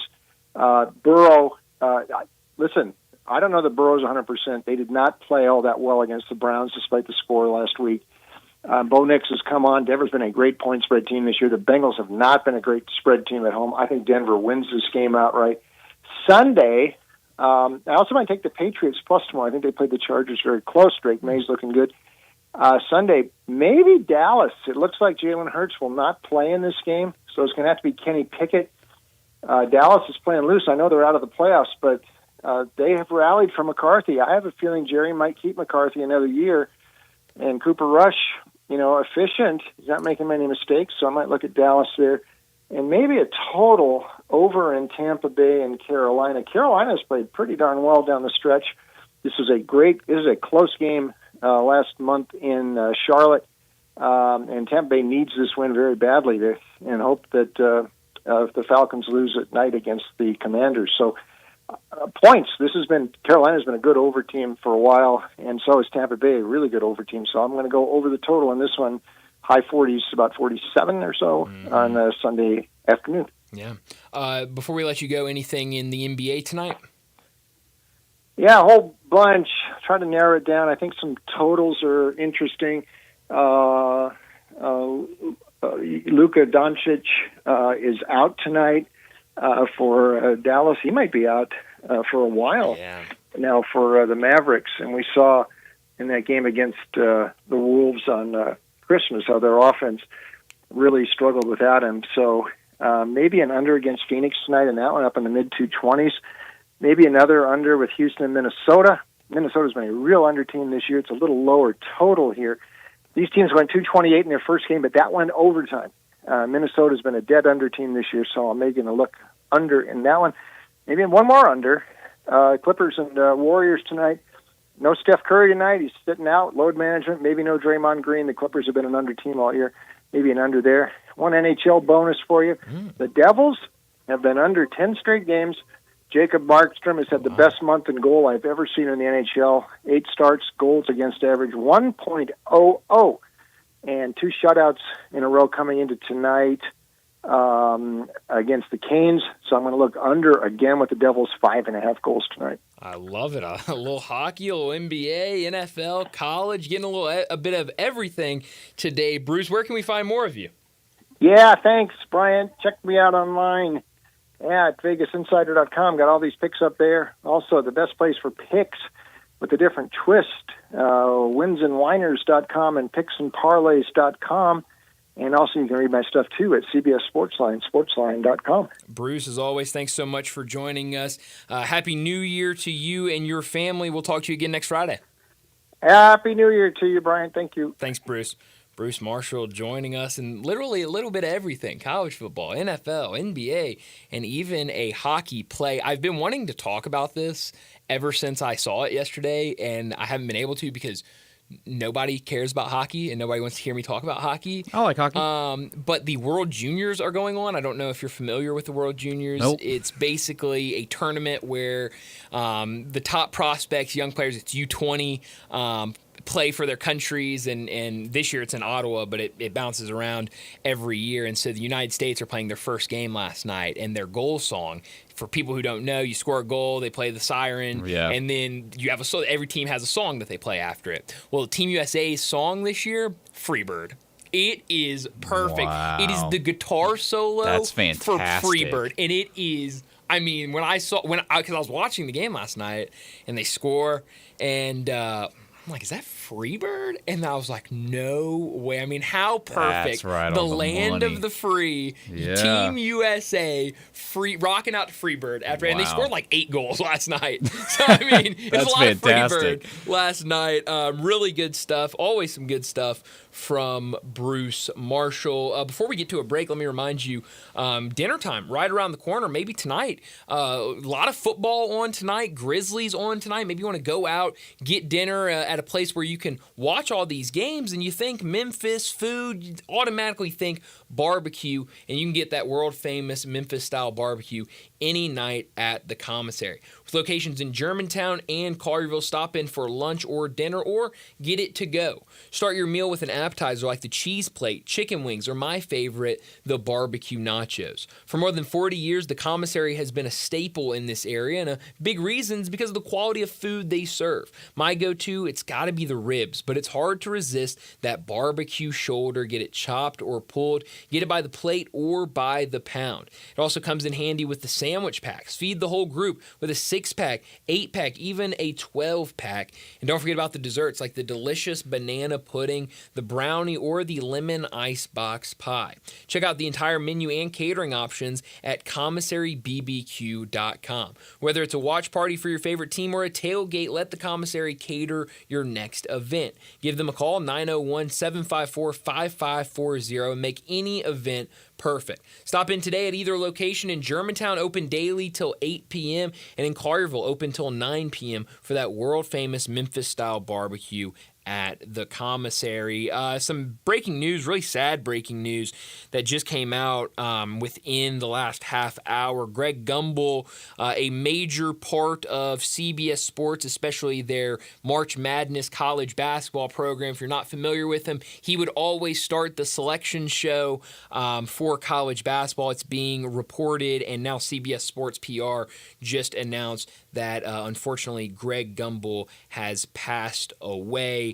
This was the statement from his family. CBS Sports PR just releasing this. It is with profound sadness that we share the passing of our beloved husband and father, Greg Gumbel. He passed away peacefully, surrounded by much love after a courageous battle with cancer. Greg approached his illness like one would expect he would, with grace and positivity. He leaves behind a legacy of love, inspiration, and dedication to over 50 extraordinary years in the sports broadcast industry, and his iconic voice will never be forgotten. Greg's memory will forever be treasured by his family, dearest friends, colleagues, and all who loved him. That comes from Marcy and Michelle Gumbel. So really sad news there. When you think college basketball, especially when you think March Madness, you think Greg Gumbel. And so really sad to see the news that he passed away at the age of 78. So definitely prayers out to his family with this time, a very hard time for them. Well, let's go ahead and get to a break, and when we come back, we got to talk some Razorbacks. They'll be kicking off here shortly in the AutoZone Liberty Bowl. Ty Richardson, he joins us next. We are real sports talk. Sports 56 WHBQ. Available on your radio dial at 560 AM and 98.5 FM, as well as around the world online at sports56whbq.com. Take us with you everywhere by downloading the Sports 56 app. And at home, just say, Alexa, play Sports 56.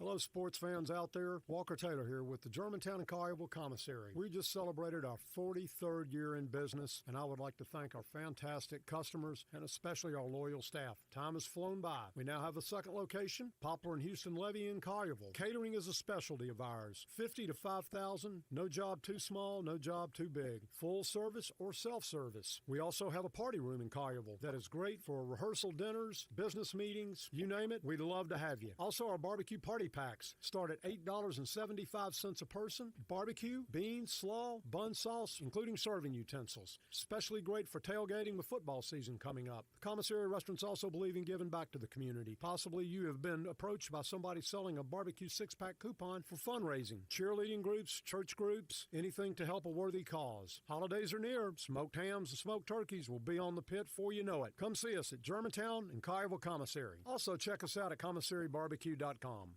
Jenkins Floors and More invites you to their retail warehouse where they pass wholesale savings on to you. Jenkins Floors in Little Rock, Cleveland, Mississippi, and now open in Horn Lake at 2356 West Goodman Road. Specializing in flooring and carpeting, tile, plantation shutters, and blinds, Jenkins makes your life easy with a 2-week turnaround. Contractors, builders, or family projects, call 662-469-9350 for a free estimate. Owners Timmy and Rebecca Jenkins say hello to Sports 56 fans and look forward to your business. If the woman of your dreams has been searching online for the perfect engagement ring, she's figured out there's a few brand names that are worthy of consideration. Hey, it's Eric Hasseltine, and she doesn't want a plain, ordinary cookie-cutter ring to wear the rest of her life. She wants a world-class designer ring, handcrafted by a true artisan that will hold value and stand the test of time. She's found Tacori, Verragio, Ajafi, Simon G., among other premium American-made designers. But when you try and find these exclusive rings, you quickly realize most stores don't offer them.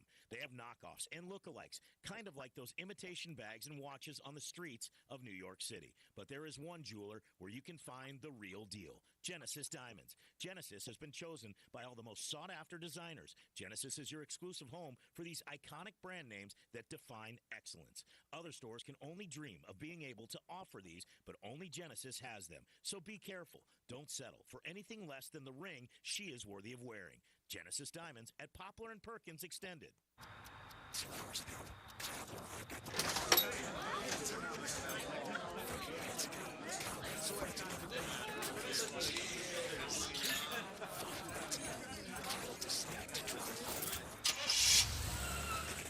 a law enforcement officer pulled up behind Kyle. The chain of events that began 2 hours ago is about to change Kyle's world. Drive sober or get pulled over. Paid for by NHTSA. During the Deck Your Driveway sales event at Sunrise Chevrolet Buick GMC of Collierville, you'll find incredible deals sure to spread holiday cheer. There's a 25 Buick Encore GX Limo for just $24,995 or a new 25 Buick Vista for $23,735. Sunrise Chevrolet Buick GMC of Collierville. We make it fun to buy a car. Price does not include licensing costs, registration fees, taxes, and dealer doc fee at $899.50, which are to be paid by the consumer. On-core stock number SB011435, MSRP $30,735, dealer discount $57.40, sale price $24,995, and Vista stock number SB061099, MSRP $25,735, dealer discount $2,000, sale price $23,735, expires 1/2/25. Sports 56 traffic. Good afternoon. A couple of EMS calls out here the last 15, 20 minutes. Still moving at the moment on all the major outbound routes. Normally, it would be a little bit heavier than it is right now. A lot of folks are off this week on 240 East from Mill Branch out to 385. Bill Morris Parkway actually looks pretty good, headed on out into Collierville. St. Jude's Children's Research Hospital finds cures for kids with cancer and other life-threatening diseases. For donation information, it's easy. Check out their website, stjude.org. I'm Commander Chuck with your on-time traffic.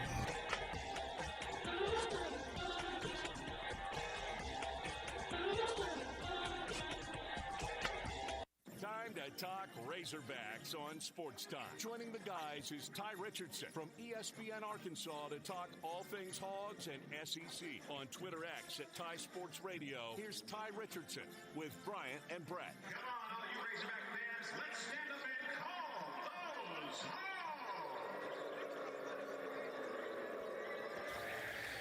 Ty Richardson joins us from ESPN Arkansas in Fort Smith. It is game day for the Razorbacks right down the street, actually, at Simmons Bank Liberty Stadium. Ty, have you made it to the Liberty Bowl yet? So I'm literally a mile and a half away, about to pull onto Southern Avenue. I'm in between the train tracks and pulling up there. So I'm excited, man. It is. I did not attend last time in 2022. I did come in 2015. That was like the first big city experience, going out drinking because I just turned 21. So a lot of good memories with the Liberty Bowl, Brian. I can't wait to get this thing rolling in about an hour and a half. It's a different feeling being like living in Memphis your entire life, but I'm sure being in Memphis right when you turn 21, that's got to be up there in places to be. Like having Beale Street at just turning 21, that's got to be a good spot to celebrate, right? Oh, no question. I mean, B.B. King, Silky, Stenroof.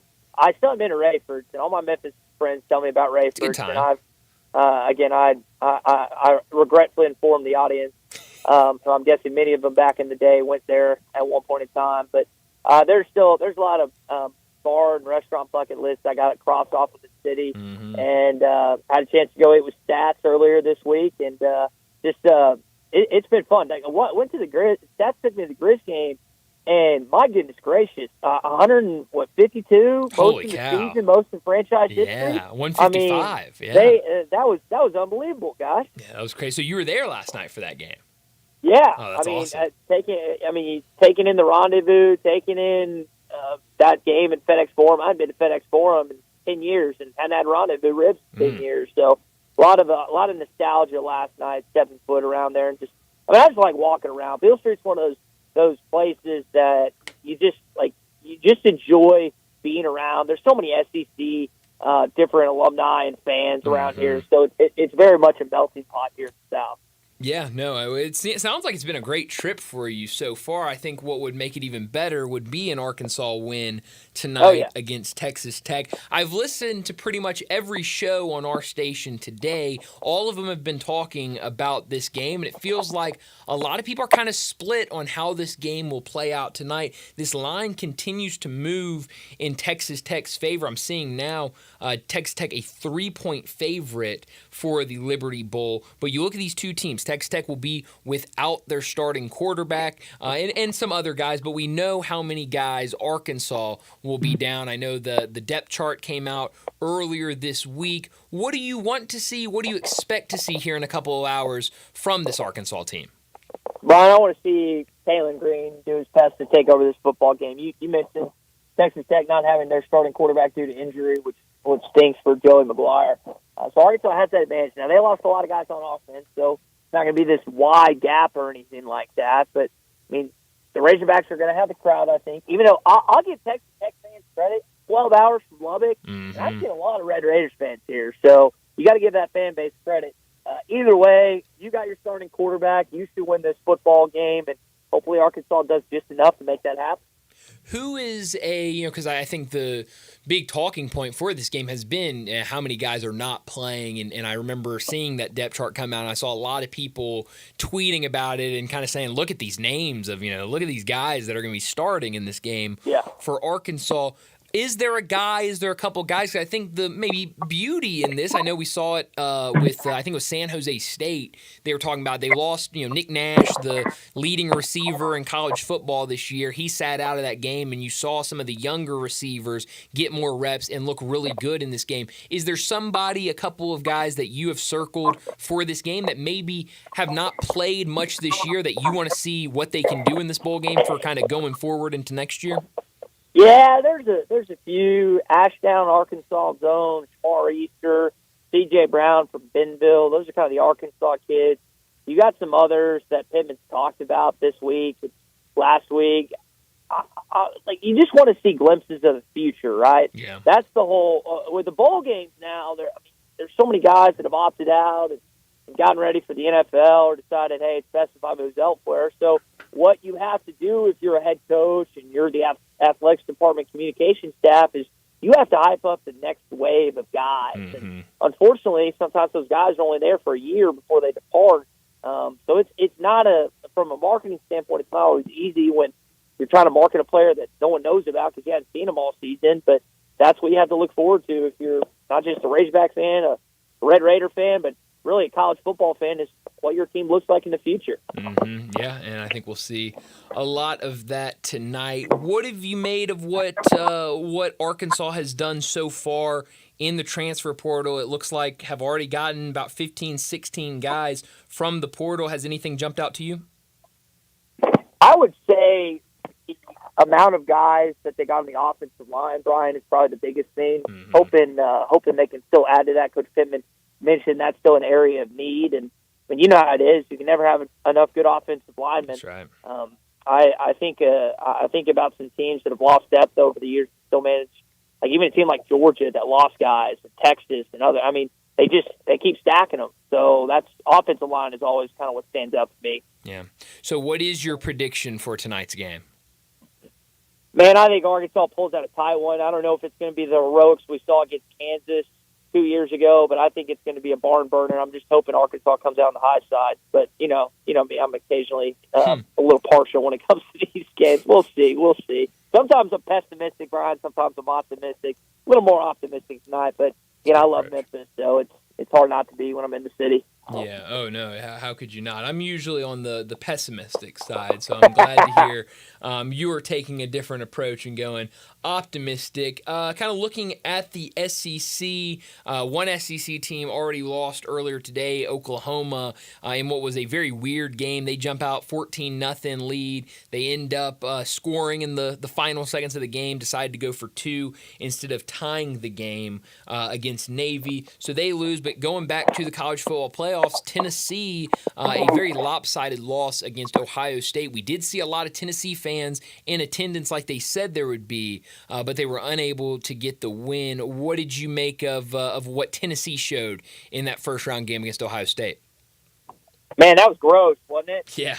I mean, I know we got a lot of Tennessee fans listening right now, and that was just that was not what I expected at all. I had Tennessee. I had Nico and company going up to win that game, and they didn't show up. The fans did. The football team did. The fans should ask for a refund from Josh Heupel because they probably paid an arm and a leg for those tickets to the horseshoe, Brian. Yeah. And man, they did not receive what they should have got. No, they did not at all. I mean, that game was pretty much over from the opening kickoff. That game was in Ohio State's hand. And then the other team, SEC team that we've seen play in the playoffs, Texas, they get the win over Clemson. Maybe the most competitive game. Clemson, attempted a comeback late in that game, but just a little too little too late. What did you think of Texas' win, and what do you make of their game early next week against Arizona State? If Quinn Ewers is healthy, Brian, that's going to be a really tough football team to beat. But he's been unhealthy. I say unhealthy. He has been up and down this season because of his health status. So that's what I'm watching. If that guy gets in a rhythm and isn't getting banged up, and whether it's his oblique or whatever else he's been dealing with, they're going to be a problem. If he's nicked up and banged around a little bit, then you just don't know what football team you're getting in the Texas Longhorns. Yeah. But yeah, I expect them to win later on. I can't remember if you said it's Tuesday or Wednesday, but I expect them to be Arizona State. Yeah, I believe that's the first game Wednesday. I think a noon game on New Year's Day. So it'll be fun to see what they can do. Well, Ty, as always, thanks so much for joining us. Enjoy the game tonight, and hopefully you'll be celebrating Arkansas win later tonight. Hopefully so, Brian. Appreciate you guys letting me in your city. It's been fun. It always is. And we'll see, like I said, hopefully just in for a good game tonight. Yeah, hopefully it's a good one. Ty, as always, thanks, and Happy New Year. Happy New Year, Brian. Appreciate it, brother. Thanks, Ty. Ty Richardson joining us from ESPN Arkansas in Fort Smith to talk the Razorbacks. And hopefully we get a good game. This line has been moving. I mentioned it with Ty, but now you look at it, and Texas Tech a 3-point favorite tonight. This is a game that opened Arkansas a 2.5-point favorite. It is now flipped completely.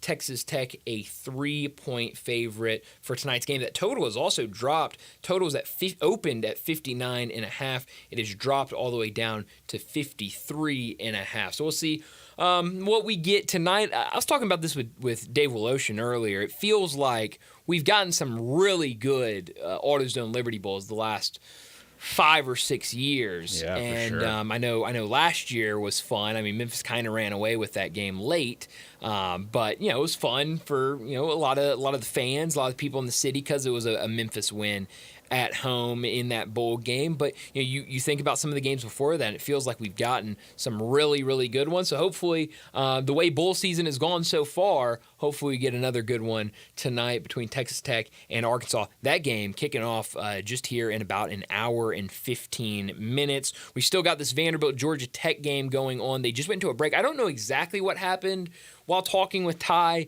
but Vanderbilt punted. They're up 1. I don't know. Do we know?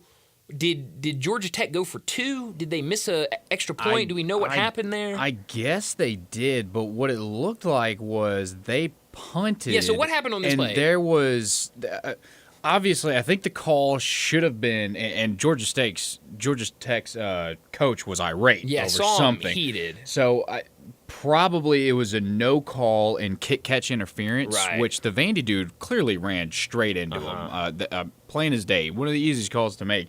I didn't have the sound on, obviously, so I couldn't make out. But you see that happen. You see the spot of the ball is in the same place as where the kick was or where it ended up. Okay. So it might have been a no call, but yeah, Georgia Tech's head coach not very happy with that call. Well, yeah, so I saw the flag. I saw the hit. I saw the flag. And then I saw Brent Key super frustrated, and I was like, what happened there? And so they're just coming back from a break, so I guess we'll see if we can get some clarity on what happened there. But Vanderbilt up 14-13 right now in the third quarter of that game. We'll keep you updated on how that game finishes, as that game looks like it's going to be another close one. But let's go ahead and get to a break, and when we come back, it'll be time for Big Number of the Day.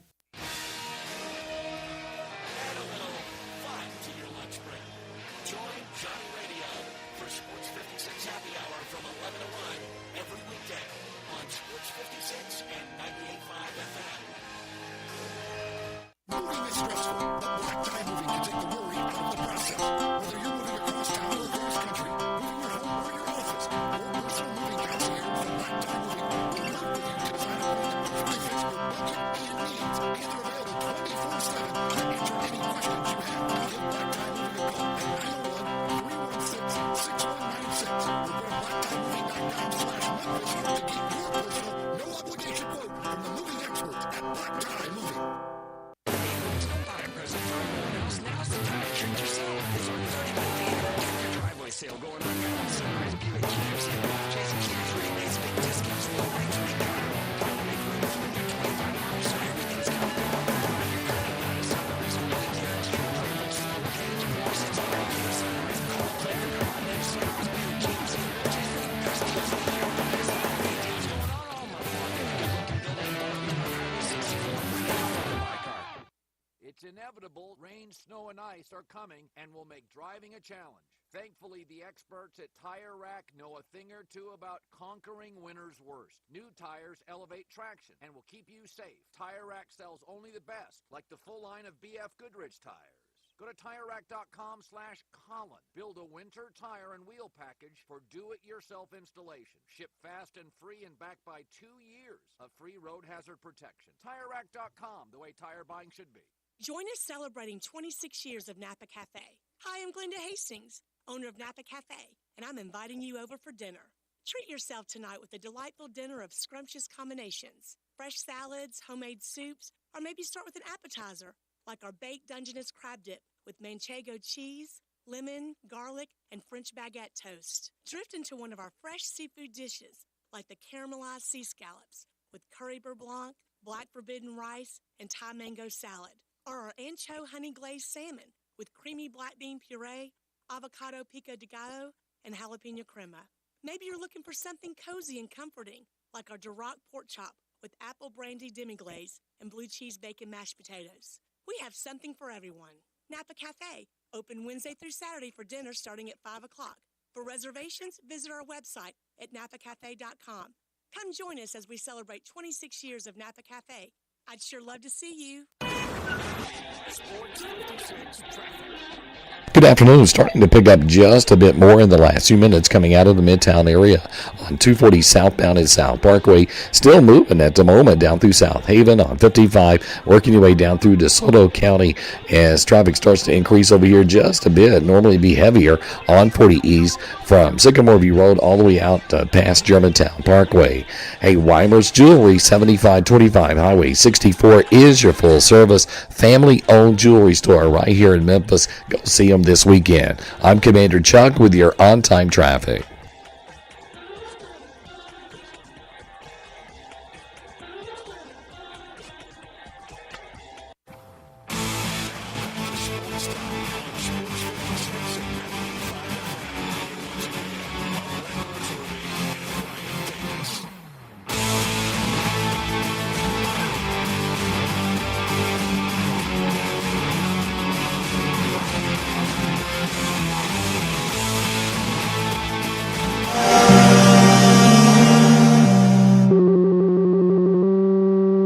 Big Daddy. Hello, Big Brand. It's a guy, he wants to be big, then he gets big, he doesn't want to be big anymore, then he gets small, but the suit's too big. Big Daddy. The big boy. You're a big guy. I think she's trying to pull a fast one on Big Daddy. The big number of the day.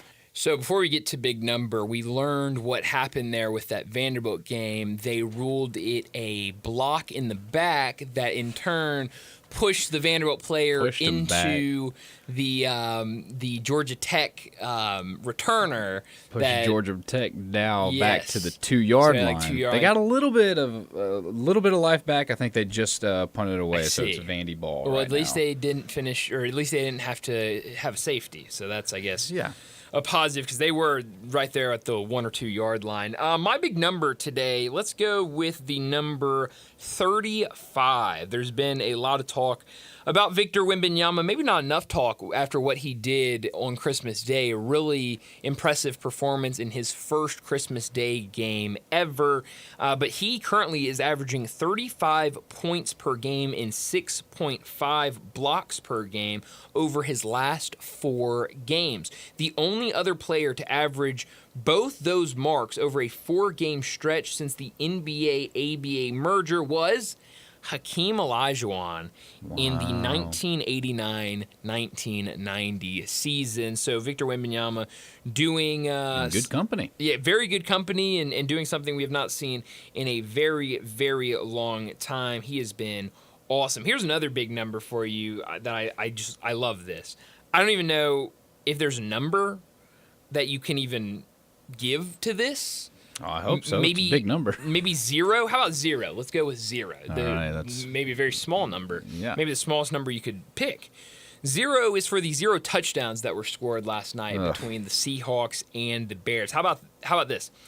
Last night's Seahawks-Bears game was the first NFL game where each team had 6 or more punts, 3 or more sacks, 2 or more fumbles, 1 or more turnovers, and no touchdowns since the 6-0 Colts won over the Jets on October 11th, 1987, a game involving replacement players during a strike. I loved that movie. So with Keanu Reeves.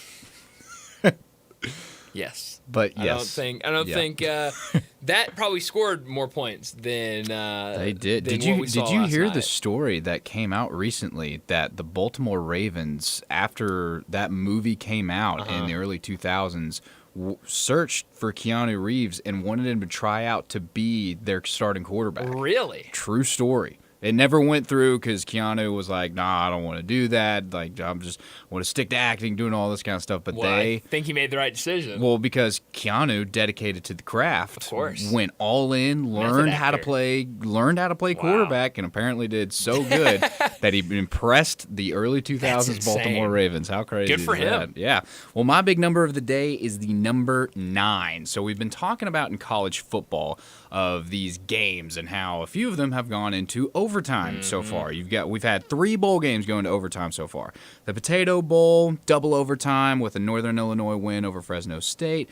Hawaii Bowl had 5 overtimes, most in bowl history for Hawaii, for the Hawaii Bowl, where South Florida defeated San Jose State, and then just recently in the big old Sports Bowl, with the game above one, that is, went into 6 overtimes, where Toledo was finally victorious over Pitt. So it got me thinking of what was the longest game in college football history. And that was a game that went 9 overtimes. Good Lord. Between Illinois and previously number 7 ranked Penn State. Okay. The final of that game, and I cannot believe it was this, was 20-18.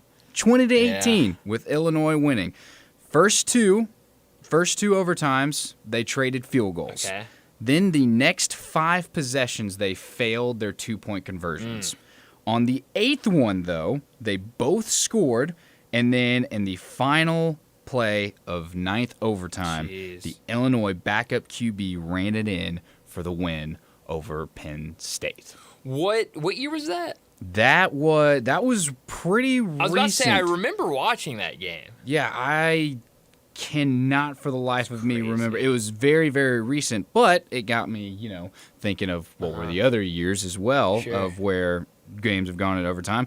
In second place, this one happened this year, was the Georgia Tech game. 8 overtimes, where Georgia finally became victorious, 44-42.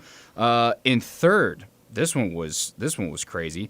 It was Eastern Kentucky versus Bowling Green, went 7 overtimes with the final score of 59-57, with Eastern Kentucky winning. And then this one, which I argue is one of the most fun games to watch of all time, was LSU versus Texas A&M, going 7 overtimes in 2018 for the final score of 74-72.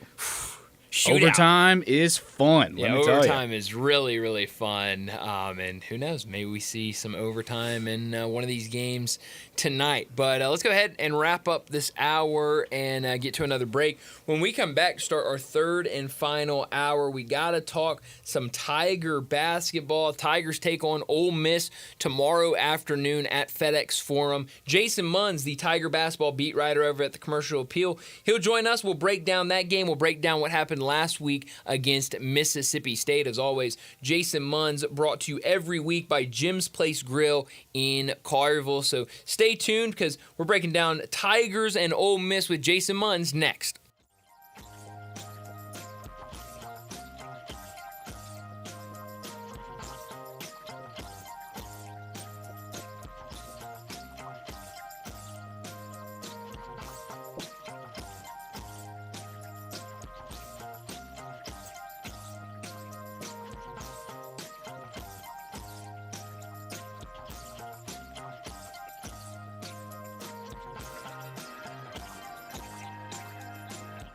Or someone you know or care about has dealt with a difficult divorce. When facing divorce, you need the attorneys at Rice Law.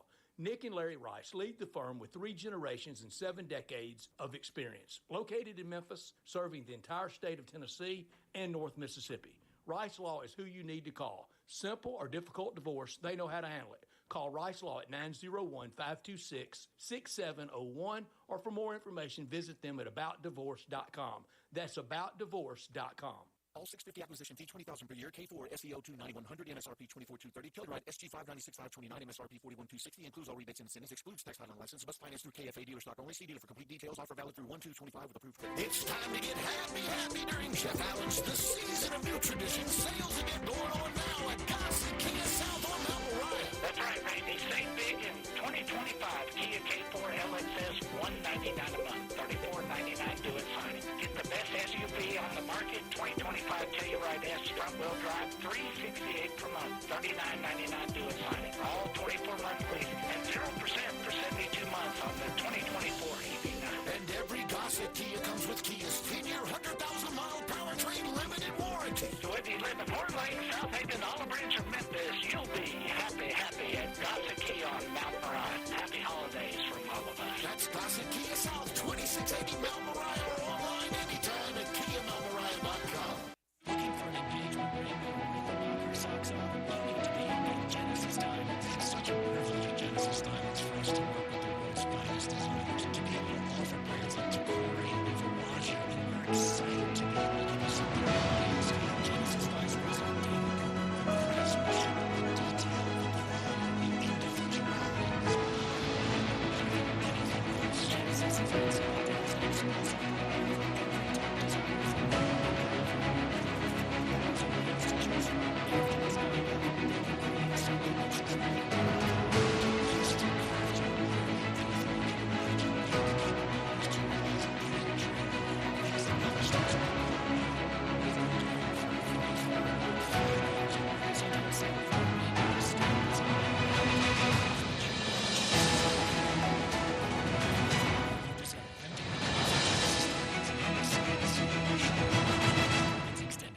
Elwood Shack in the Lowe's parking lot on Summer just keeps getting bigger and better. Bigger because now there's a second Elwood Shack at 4040 Park across from the University of Memphis. And better because you can get breakfast every day at both Elwoods. There's the barbecue breakfast burrito, either beef brisket or pork shoulder, and pancake biscuits made fresh daily. Real house-made pancakes, apple and bacon, French toast, and more. And the new Elwood's even has a real coffee bar serving fresh roasted J. Brooks coffee. Elwood Shack, now in 2 locations and open every day for you.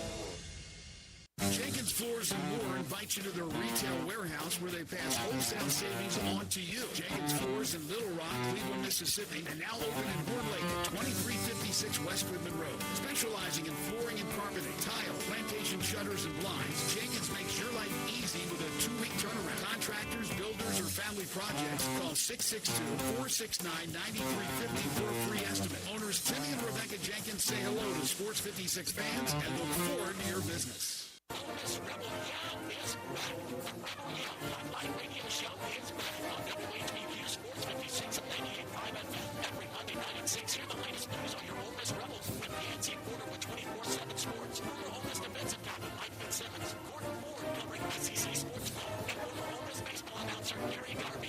Kickoff hours through to extra innings. Your Ole Miss sports on the Rebel Young online show. Right here Monday night at 6 on Sports 56, 560 AM and 98.5 FM. Your South Sports Station. Good afternoon. We've seen a couple of minor accidents out here in the last 15-20 minutes. Actually, traffic's been lighter than normal the last couple of days on 240 East. Still clear shot right now over here from Mill Branch, getting onto 385, where it normally would start to crank up over here on Bill Morris Parkway, going outbound out towards Collierville. Hey, St. Jude's Children's Research Hospital finds cures to help kids with cancer and other life-threatening diseases. Hey, for more information on how to make a donation, check out stjude.org. I'm Commander Chuck with your on-time traffic.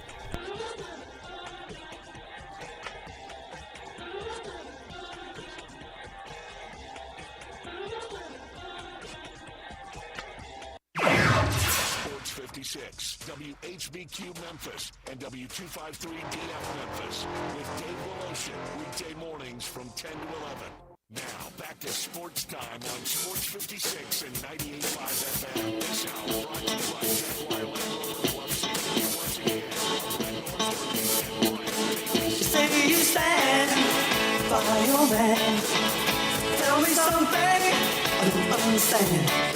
Welcome back in Sports Time. Brian Landon with you today. No Brett taking some time off around the holidays. We're starting our third and final hour, and joining us to talk some Tiger basketball, like he does every Friday afternoon, Jason Munns, the Tiger basketball beat writer for the Commercial Appeal. He joins us as always. He's presented by Jim's Place Grill in Collierville. Jason, thanks so much for joining us. A lot to get into. We got to talk about what happened last week against Mississippi State. Got to talk about tomorrow's game against Ole Miss. But earlier today, the Tigers picked up a commitment for next year's team. Felipe Patino, a JUCO prospect at Eastern Florida, announced his commitment earlier this afternoon to the Tigers. I know you have a story about his commitment over at the Commercial Appeal. I think some confusion by some. This is a guy that will join next year's team. This is not a midseason addition by Penny Hardaway.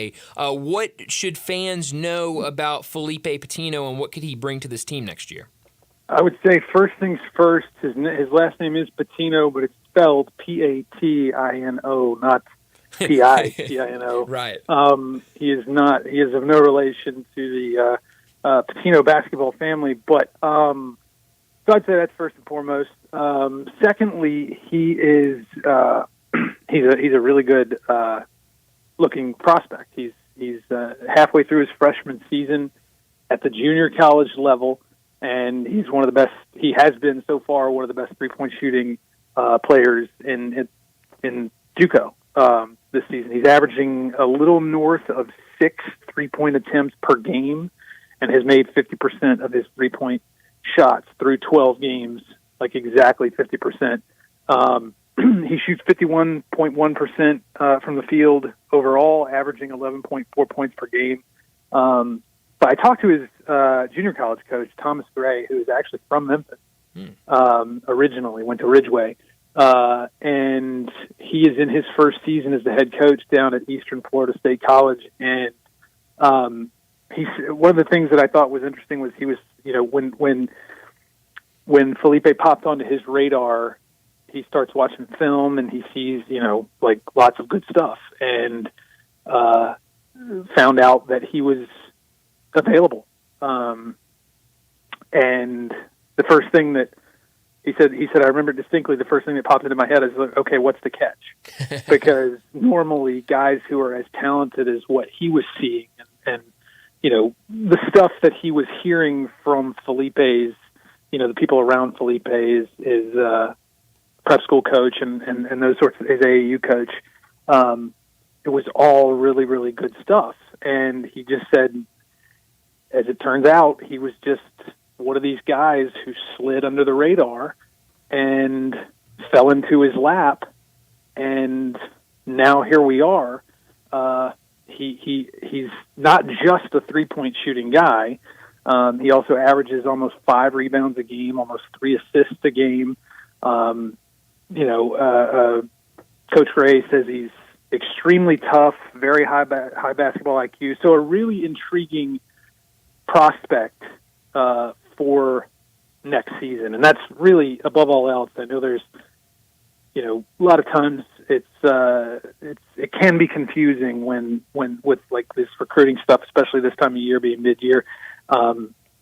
He is for next season. He will not play for the Tigers this season. Now, since we're talking about this kind of mid-season and how he's going to be a next season guy, we had a caller call earlier in the day, and he was asking me off air. He said, I remember in the off season an addition of a JUCO guy, and he couldn't play in the first semester, and I told him that's Bunakibe. Yep. What is the status on him? I feel like I remember something about out the first semester but could play the second semester. Am I right on that? What is the status with him? So I don't think this has been made official. Like, there's not been any sort of official announcement on this or anything, but I would be very surprised if he plays at all. It's not a situation of eligibility. He has been eligible the entire time and is still eligible based on my understanding of the situation. It's just a decision that was made by all parties involved to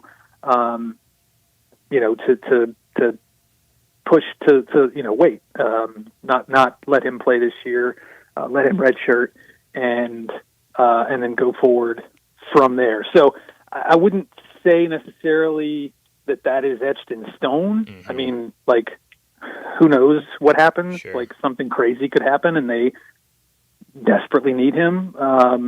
But as we sit here today, the plan is for him not to play this season. I see. And that was a very late addition, if I remember correctly. It was. He when he came on his official visit, he actually attended a Tiger football game, so that's how late it was.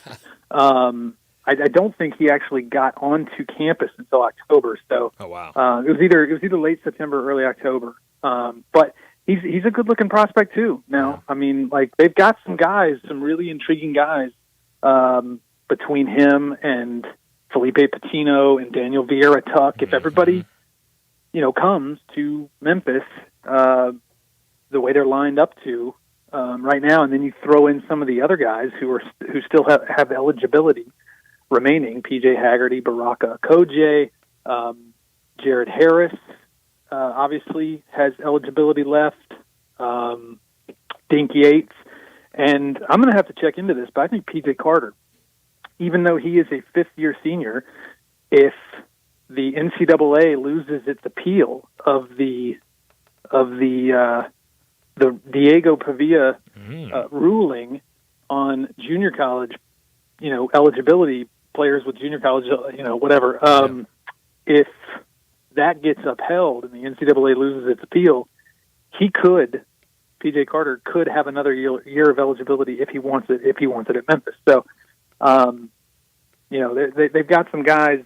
It might not be as much turnover as what I'm trying to say. There might not be as much turnover next season as there normally is. Yeah, that would be nice to see. Well, I think we've delayed talking about last week's game long enough. Memphis falls to Mississippi State 79-66, a game where really, and I think I was talking about this with somebody earlier this week about how we've talked all year about the slow first halves, and then, Tigers come out in the second half and look like a different team. Something felt different about the way that game was playing out in the first half on Saturday against Mississippi State. I did not have that same feeling of, Memphis will be able to come back and they'll start the second half really hot and this is going to be a different game in the second half. It really felt like what Mississippi State was doing defensively, knocking down shots, especially in that first half, that they were the much better team on Saturday than the Tigers. What did you see in that matchup against Mississippi State?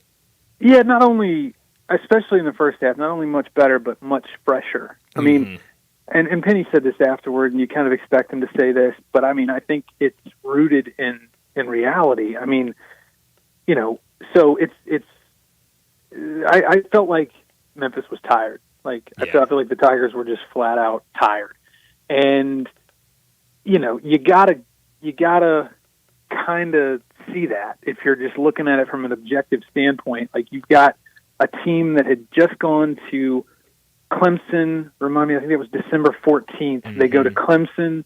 They play an overtime game on the road at Clemson. Then they turn around for basically 3 days later, go back on the road to face Virginia, and that was a very hard, taxing game itself. Sure was. And then literally not even 72 hours later, they have to come all the way back home, and then they have to go out in an early morning game and play Mississippi State. So I think it's finally, especially in that Mississippi State game, it finally caught up to him. All the minutes that Tyrese Hunter has had to play, all the minutes that PJ Haggerty has had to play, Colby Rogers, Dane Danger, Nicholas Jourdain, I think everybody was just tired, and not just necessarily physically, but maybe even mentally, because, again, these are some high-level basketball games that they were having to play in the lead-up to the Mississippi State game. And, I just think that, that all those minutes and all those short turnarounds and all the travel finally caught up to them. And, no, but that's not to take anything away from Mississippi State. Like, Mississippi State came in here ready to play and, really took it to Memphis. So they deserve a bunch of credit. But, I think that a big part of what happened was because Memphis was, frankly, exhausted. Yeah, I mean, and you're right. I mean, the way those two games played out with Virginia and Clemson, I mean, you mentioned it, the OT game against Clemson, the way that the Tigers had to come back against Virginia and how close all those games were. I'm with you. I mean, they just looked like they were wore out in that game against Mississippi State. I'm curious your thoughts on what we've seen these last couple of games from Musa Cisse. He only played 12 minutes in that game, and a big part of that was because he picked up 3 fouls in the first 10 minutes of game time. But you look, had 3 fouls in that game, only 12 minutes. The game against Virginia, 16 minutes, fouled out, and then Clemson fouled out late in that one. What have you seen from Musa Cisse? So yeah, there's the foul trouble. There's the sort of inability to be effective without fouling, and I think it's a tough deal for Musa, at least from my perspective. Like, I think he is a valuable member of this Memphis rotation when he plays a certain way. Like, he has to play kind of max effort, all out, high intensity in order to get the most, in order to maximize his potential. He's got to be, he's got to play with a lot of intensity and a lot of energy. The drawback of that is when he does, he fouls a lot. He gets into foul trouble. And so there's that. And then the other part of it is he's just kind of, these last, I don't know, couple of weeks, 3 weeks, whatever it's been, he's been a little inconsistent. Like, I thought he was really good in the second half against Clemson. Like, he came out and was doing some stuff in that second half against Clemson. He sure was. I mean, like, they didn't have an answer for him. And I think it was against Clemson. Yeah, that was the Clemson game. Yeah. So, and he's been good in spots in some other games this season. It's just he's not been able to sustain it necessarily, partially because of the foul trouble, but also partially because for fill in the blank, some other reason. So yeah, it's just been kind of an up and down thing for him here lately. You hope he figures it out. Don't know if we'll see tomorrow if his play of late is going to prompt Penny Hardaway to make a starting lineup change. I don't know if he's going to do that or not. I mean, I could see it both ways, honestly.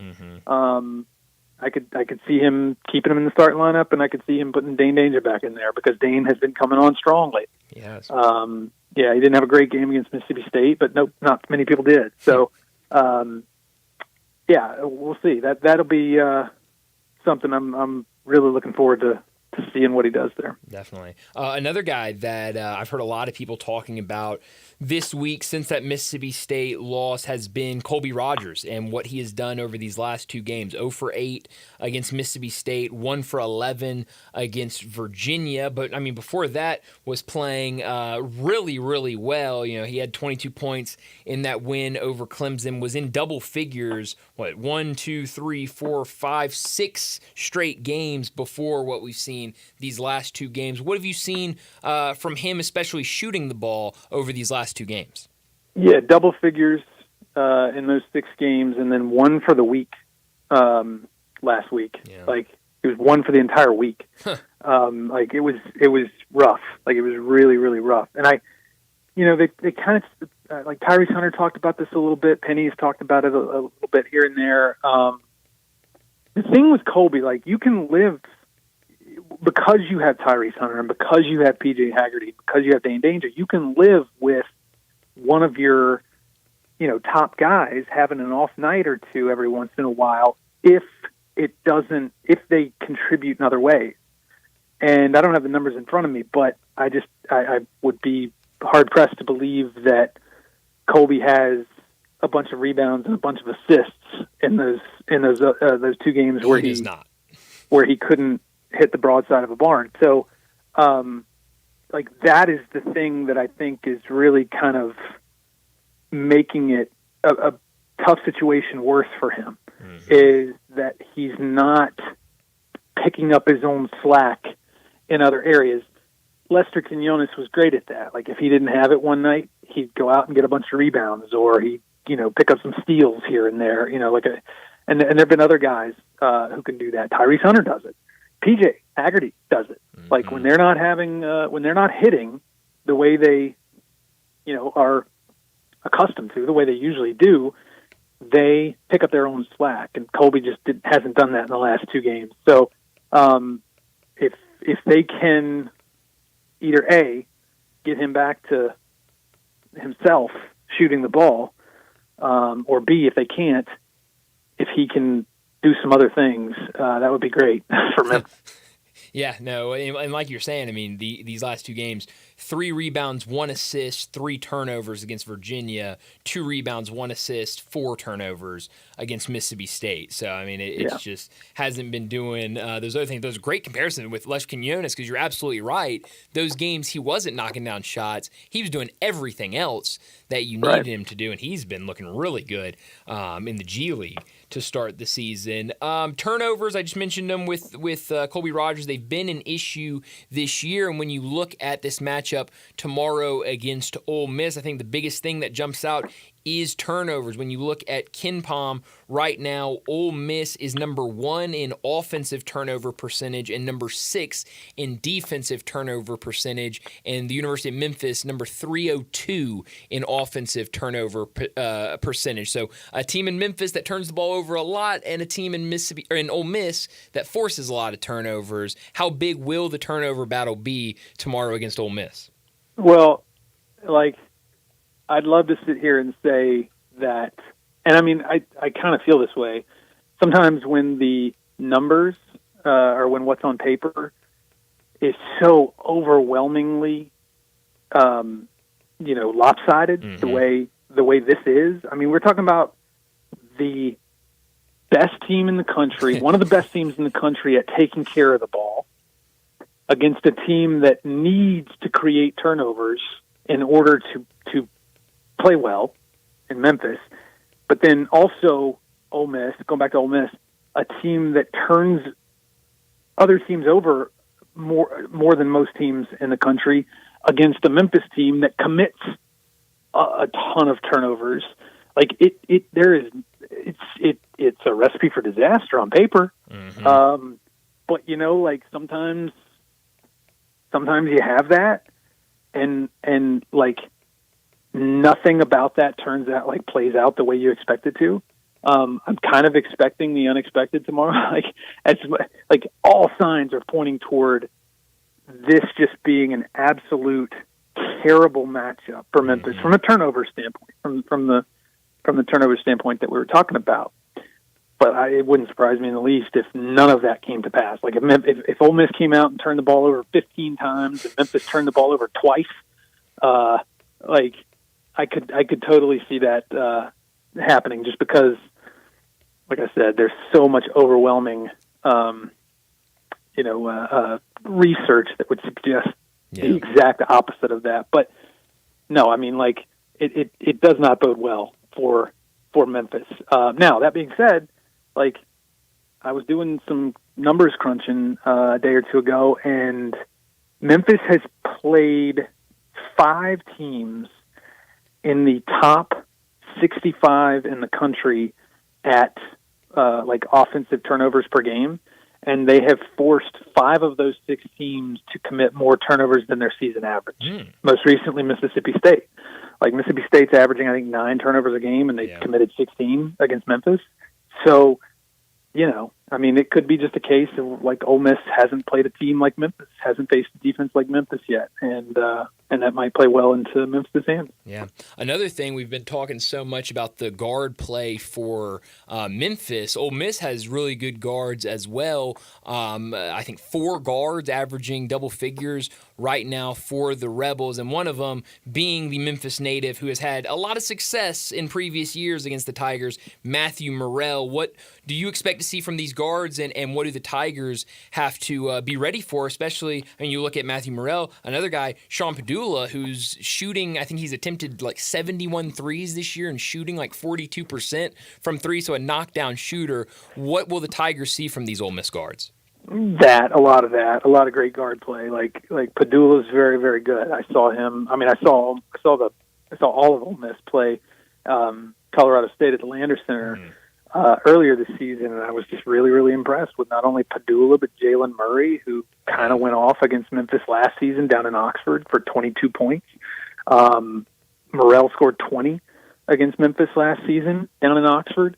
I mean, that's their bread and butter. Now they do have some nice bigs. They've got Dre Davis and they've got Malik Dia, and they've got some good backups in their front court. But as their backcourt goes, so goes Ole Miss. And Matthew Morrell is dealing with some injury issues. He played in their last game against Queens, but he was on a minutes restriction because he had missed the previous 3 games.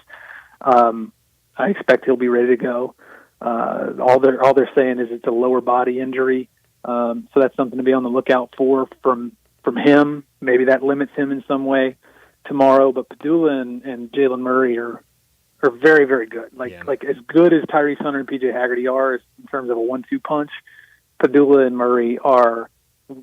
They're up there too. I mean, it's going to be a big test. It's going to be a real big test for Memphis. Yeah. What is your prediction for tomorrow's game? I predicted Ole Miss to win a close game because Memphis has lost their last 2 games at home. Until they get that figured out, it's there's just so many things that point toward Ole Miss, like being the hotter team. They're 11-1. They're ranked. They're way up there in the net, and the good guard play and the good 3-point shooting. And Memphis, people tend to hit a lot of threes against Memphis. But I mean, it's certainly a winnable game for Memphis. But I just think given all the stuff that we have to look at, all the evidence that's been presented to us, I don't think we can. It's tough to expect Memphis to win. Yeah, it's going to be a tough one tomorrow, but like you said, a winnable game for the Tigers. It should be. I mean, I was looking at that slate tomorrow. This should be the best, if not one of the best games on the slate tomorrow in college basketball. So it should be a lot of fun. Jason, as always, thanks so much for joining us. Happy New Year to you, and we'll do it again next Friday. All right, look forward to it. Thanks, Brian. Thanks, Jason. Jason Munz joining us, the Tiger basketball beat writer over at the Commercial Appeal. He joins us every single Friday, presented by Jim's Place Grill in Collierville. Landon, I did not give you a heads up on this, so I apologize, but we do have 2 tickets, a pair of tickets to give away for tomorrow's game, Memphis and Ole Miss. If you want to go and support, risky giving out tickets for that type of game because you want them to go to Memphis fans, right? I mean, but with Ole Miss, preferably. Yeah, but no. If you want to go to that game tomorrow, Ole Miss fan, Memphis fan, whoever you are, if you want to be at FedEx Forum tomorrow, hit up the Sissy's Log Cabin. We'll do. Let's do second caller to the Sissy's Log Cabin listener line, 901-360-8255. Second caller, 901-360-8255. You're going to Memphis and Ole Miss tomorrow afternoon at FedEx Forum. So go ahead, call that in, and Landon will get you all hooked up for those tickets tomorrow. But before we get to a break, let me tell you about our 5 o'clock sponsor. That is Jaguar Land Rover Bluff City. They have been our 5 o'clock sponsor, great 5 o'clock sponsors for us, and they've been the premier Jaguar dealership for the greater Memphis area since 1984. They're a talented team. They're ready to help you find your next perfect vehicle at unbeatable rates. Swing by Jaguar Land Rover Bluff City today and check out the new 2025 models like the 2025 Range Rover Sport, 2025 Range Rover Velar, and the 2025 Defender.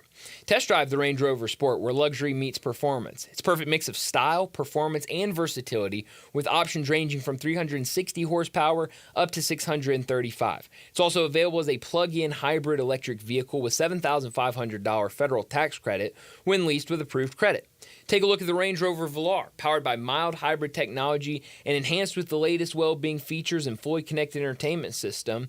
The Range Rover Velar is the ultimate luxury compact crossover. Purchase yours today and get special 4.4% for 72 months financing available with approved credit. Don't forget about the Defender. Available in multiple models to fit your needs, the Defender is built for the modern explorer, and Jaguar Bluff City is offering special interest rates for 60 and 72 months on various models. Give them a call, 877-259-6169. That's 877-259-6169. Visit them online, jaguarbluffcity.com. But please give them a visit, 6335 Will Cove, just off of Quince. Check out those beautiful new vehicles at Jaguar Bluff City. Well, let's go ahead and get to another break, and when we come back, it'll be time to make our picks during our First National Bank and Trust Friday football forecast. Join the voice of the Tigers, Dave Woloshin, for Wolo and Friends. Weekday mornings from 10 to 11, here on Sports 56 and 98.5 FM. If you love sports and Mexican food, you can get the best of both at Los Cabos Mexican Bar and Grill on Summer near Graham. Watch all the big games on all the TVs on all the walls at Los Cabos. And enjoy premium tequila shots anytime for just $5.50. Celebrate every day with reservations from 10 to 3 and happy hour from 3 to 8. Lunch is just $6.75 to $10.99 and margaritas start at $4.99. Experience real Mexican cuisine along with great sports at Los Cabos on Summer near Graham. If you have unfiled taxes or are in debt to the IRS, this is important news. Did you know the IRS has programs specifically designed to help people struggling with tax debt? Powerful tax assistance programs that can save you thousands if you qualify. No one knows these programs better than the experts at Optima Tax Relief, America's most trusted tax resolution firm, A-rated by the Better Business Bureau. Their award-winning team of tax attorneys and licensed professionals have resolved over $1 billion of tax debt for their clients. One call to Optima can start the process, helping to end your worries about wage garnishment, asset seizure, and other IRS actions. Make sure you're getting the best options to solve your tax problems. Call the experts at Optima today for a free confidential consultation. Call 800-357-6499. 800-357-6499. 800-357-6499. Optima Tax Relief. Some restrictions apply. For complete details, please visit OptimaTaxRelief.com.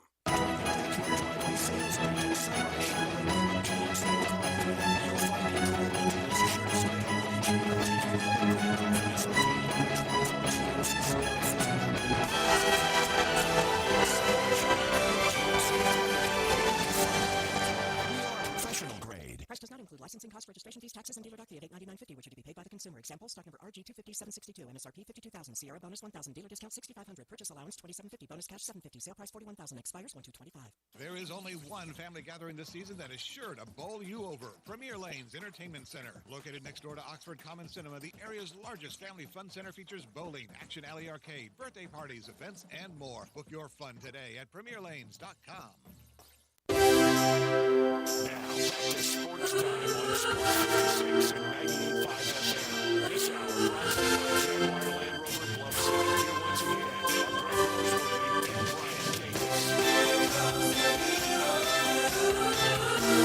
Rosewood and Brian Davis.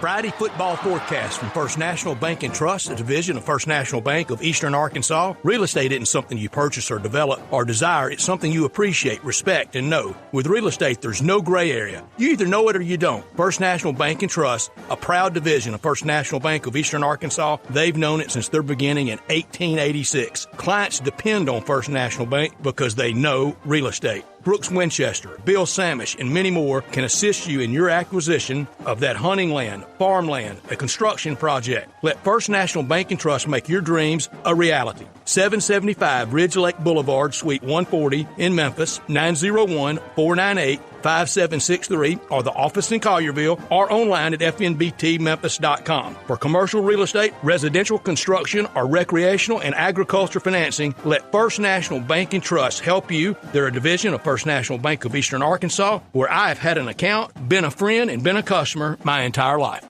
All right, Friday football forecast, a ton of games to get through, so we're just going to be kind of rolling through all of these. Connor's in studio to make his picks. Brett obviously not here, and Darian also not here. So Darian's here. Landon is going to make Darian's picks for him since he's out. I will make Brett's picks and my own picks since he is out. But like I mentioned, a ton of games to go through. So let's start with the game that starts here in less than 30 minutes, the AutoZone Liberty Bowl here in Memphis tonight. Texas Tech, we talked about it earlier. Again, we are playing on different lines because obviously not everyone here. We send the lines out early so that we can have everyone's picks. So the lines will be a little different on these games, but we're going to play it Texas Tech -1.5 over Arkansas. Connor, who do you like? I have Arkansas +1.5. Darian? Me. I have Arkansas as well. Okay, I'm going to take Texas Tech in this game. Just the amount of guys that are out in this game for Arkansas scares me. I know Texas Tech's starting quarterback is going to be out. They're also missing a couple other guys. But I'm going to just take a stab at Texas Tech here, try to go with the Red Raiders. I think they've been able to put up points all season long. Arkansas's defense has kind of struggled. They're missing some offensive linemen. They're missing some weapons. I know Taylor Green, the starting quarterback, will be in there. But I will go with Texas Tech in this one. Later tonight, 7 o'clock on Fox, Syracuse, a 17.5-point favorite over Washington State. Connor, who do you like in this one? I have Syracuse -17.5. Darian? I have Washington State. I'm also going to go with Washington State in this one, but Brett is going to be the lone. Who'd you say you had? I had Syracuse. Okay, you had Syracuse. So Brett's going to join you lone wolf. and take Syracuse. Yeah. Not a lone wolf, Not because a lone Brett's wolf. also going to take Syracuse. I misheard what you said. So Brett and Connor on Syracuse, Darian and I on Washington State. The last game tonight, Texas A&M, a 3.5-point favorite over USC. That will be the SRS Distribution Las Vegas Bowl, 9:30 on ESPN. Connor? I have Texas A&M. Darian? Aggies. I am going to take A&M as well, and Brett does the same. So a group lock on Texas A&M, All right. minus the 3.5 over USC. We'll jump to tomorrow morning, the first game of the day, UConn and North Carolina in the Wasabi Fenway Bowl at Fenway Park in Boston. 10 a.m. game, so an early start tomorrow morning on ESPN. Who's Darian have? Bill Belichick. I guess Bill The North Belichick Carolina will be there. target. Yes. He'll be there. He will not be coaching, but I guess he will be No, there but in attendance. Tar Heel up, if that's what they say. Is he still technically an employee of ESPN? I have no idea. I don't know. That's a good question. I wonder if they could bring him up in studio. I don't know. He's at Darian least a wasn't friend of prepared with that. ESPN. Yeah, Darian would know that answer, but not Landon in place of Darian, I guess. I am going to go with North Carolina in this one. I just think they've got better talent than UConn. I like UConn. I have to go with North Carolina in this one. Connor, who do you got? I have UConn close to home. Okay, it would be a close-to-home game for them, so you will take UConn. At 11 a.m. on ABC, the Bad Boy Mowers Pinstripe Bowl at Yankee Stadium in the Bronx. Boston College and Nebraska. Nebraska, a 3.5-point favorite over Boston College. Brett is going to take Boston College in this game. Connor, who do you got? I have Nebraska. Darian? Nebraska. I am also going to take Nebraska in this one. Again, I think, Boston College, I think it was a good year this season, but I do think Nebraska, they've got the young star quarterback that we think will develop into a big-time quarterback. I think he can do more in that bowl game. They'll definitely want to end the game with a lot of what just happened? Weather delay, I think. Wow. In Birmingham. Okay. I looked up and you're looking at the television and looking back at me and I see all the players walking off. So I guess we have a rain delay in Vanderbilt Commodores and are scaring Georgia them. Tech. That's right. They don't want to be on the field anymore. But I'll take Nebraska in this one. I think they'll want that momentum going into next year. 1:15 on ESPN, the New Mexico Bowl, Louisiana and TCU. TCU, a 12.5-point favorite over Louisiana. Connor, who do you have? I have TCU. Landon, who does Darian have? Darian takes the only team that has 0 players out for this bowl, Louisiana. Is that right? That's right. Okay, I told you this yesterday. I know you did, but I kind of forgot. A rarity. Very big rare. time. The only team with 0 players out. That's crazy. I'm also going to take Louisiana, and it's not even just that. I just think this is a big number. Mentioned it. TCU, a 12.5-point favorite. Louisiana was good this year. Connor, who do you got? I have TCU. You did I not. already said. Yeah, I said he went TCU. before Darian. Yeah, I went before Darian. So I guess Brett needs his pick. Yes. Yeah. He's going to take Louisiana. Look, there's a lot of games to pick. A whole lot of games. It's Friday afternoon. There's a lot of Hey, games we to get pick. it. It's just I mean, it's good Lord, it's a comedic, lot all right? going on over here. Yes, he is. 2:30 on ABC, the Pop-Tarts Bowl. Shame this game is not a night game, an afternoon game on ABC. Iowa State and Miami. Connor, who you got? I have Miami taking that fantastic trophy home. The trophy this year is able to toast the Pop-Tarts. Yes. In the trophy. It's a toaster. Yeah, so that will be Nice. interesting. Lynn, who does Darian have? The U. Wow. So both of y'all going with Miami. I am going to go with Iowa State, and Brett is going to do the same. Miami, a 3.5-point favorite, but we will take Iowa State to keep it close. 3:30 on the CW network. CW getting into the bowl game business. The Snoop Dogg Arizona Bowl. Everybody's got a bowl game nowadays. That's what I'm talking about. Miami, Ohio, a 2.5-point favorite over Colorado State. Connor. I have Miami again in Ohio. Wow. So back-to-back Miami picks for Connor. Who does Darian have? The Miami, Ohio Redhawks. All right. I'm going to go Miami, Ohio as well, and we're going to have, I believe, our second group block of the day. We had A&M earlier because all of us group block on Miami of Ohio. The Military Bowl, the Go Bowling Military Bowl, 4:45 on ESPN, East Carolina and NC State. NC State, a 6.5-point favorite over East Carolina. Connor. I have NC State.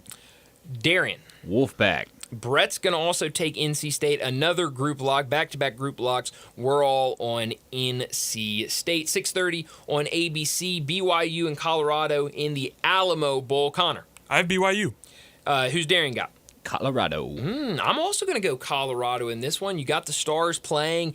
Dion has said he's got insurance on them, or they have insurance packages for this bowl game. So it looks like they're going to play. I think they'll want to go out there and win. But Brett, he's going to go with Connor, and he is going to take BYU. The last game on Saturday is the Independence Bowl. La Tech stepping in place of Marshall against Army. Right now, Army, a 16.5-point favorite. Connor. I have Army.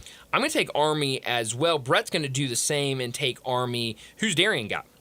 La Tech. La Tech, big number there. Bruce Marshall actually said earlier that he likes a look at Louisiana Tech in this game. The last bowl game that we are going to pick today is Monday, an early game, so that's why we're picking it now. Iowa and Missouri in the Music City Bowl right up the road in Nashville. Connor, who you got? I have Missouri. Who's Darian have? Mizzou. I'm also going to take Missouri, but we don't have a group lock there because wait a minute. Brett's going to take Missouri, but I'm going to take Iowa. Interesting. Very interesting. I can read my own handwriting. So I'm going to take Iowa plus Go the 3.5. Hawkeyes, eh? Look, I think Iowa's a good team. I think that defense is going to be an issue for Missouri. All right, over to the NFL. We have 3 Saturday games this week. We'll start Saturday noon on NFL Network. The Chargers, a 4.5-point favorite over New England. Brett's going to take the Chargers. I'm going to take the Chargers. Connor. I have the Chargers as well. Do we have a group lock with Darian? Group lock. Wow. Chargers. Chargers, a group lock over New England. Saturday, 3:30 on NFL Network. Cincinnati, a 3.5-point favorite over Denver. I'm going to take Denver. Bo Nix's been playing really well. Connor, who do you have? Cincinnati. Brett's also going to take Cincinnati. Who does Darian have? The Broncos. Darian is going to take Denver, so we are split on that. And then Saturday night on NFL Network, 7 o'clock on NFL Network, the Rams, a 7.5-point favorite over Arizona. Connor, who do you have? I have Arizona plus 7.5. I'm going to take Arizona plus 7.5 as well. Who does Darian have? He also takes Arizona. All right, so could we have a group lock?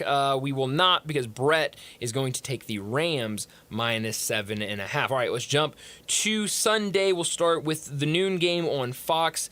The Eagles, a 7.5-point favorite over Dallas. Connor, who you got? I have Dallas. Who does Darian have? He also has the boys. I hate to do this. I'm going to take Philadelphia. This was before I made this pick, before I knew that Philly would be without Jalen Hurts. So that would probably change my opinion, but I'll stick with Philadelphia. They've been playing really well. Brett's going to do the same. He's going to take the Eagles. 325 on Fox. Minnesota, a 1.5-point favorite over Green Bay. Connor, who do you have? I have Green Bay.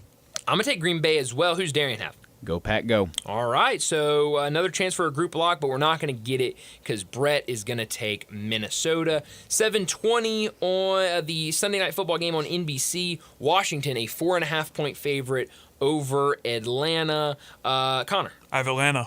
Okay, who does Darian have? He takes the Commanders.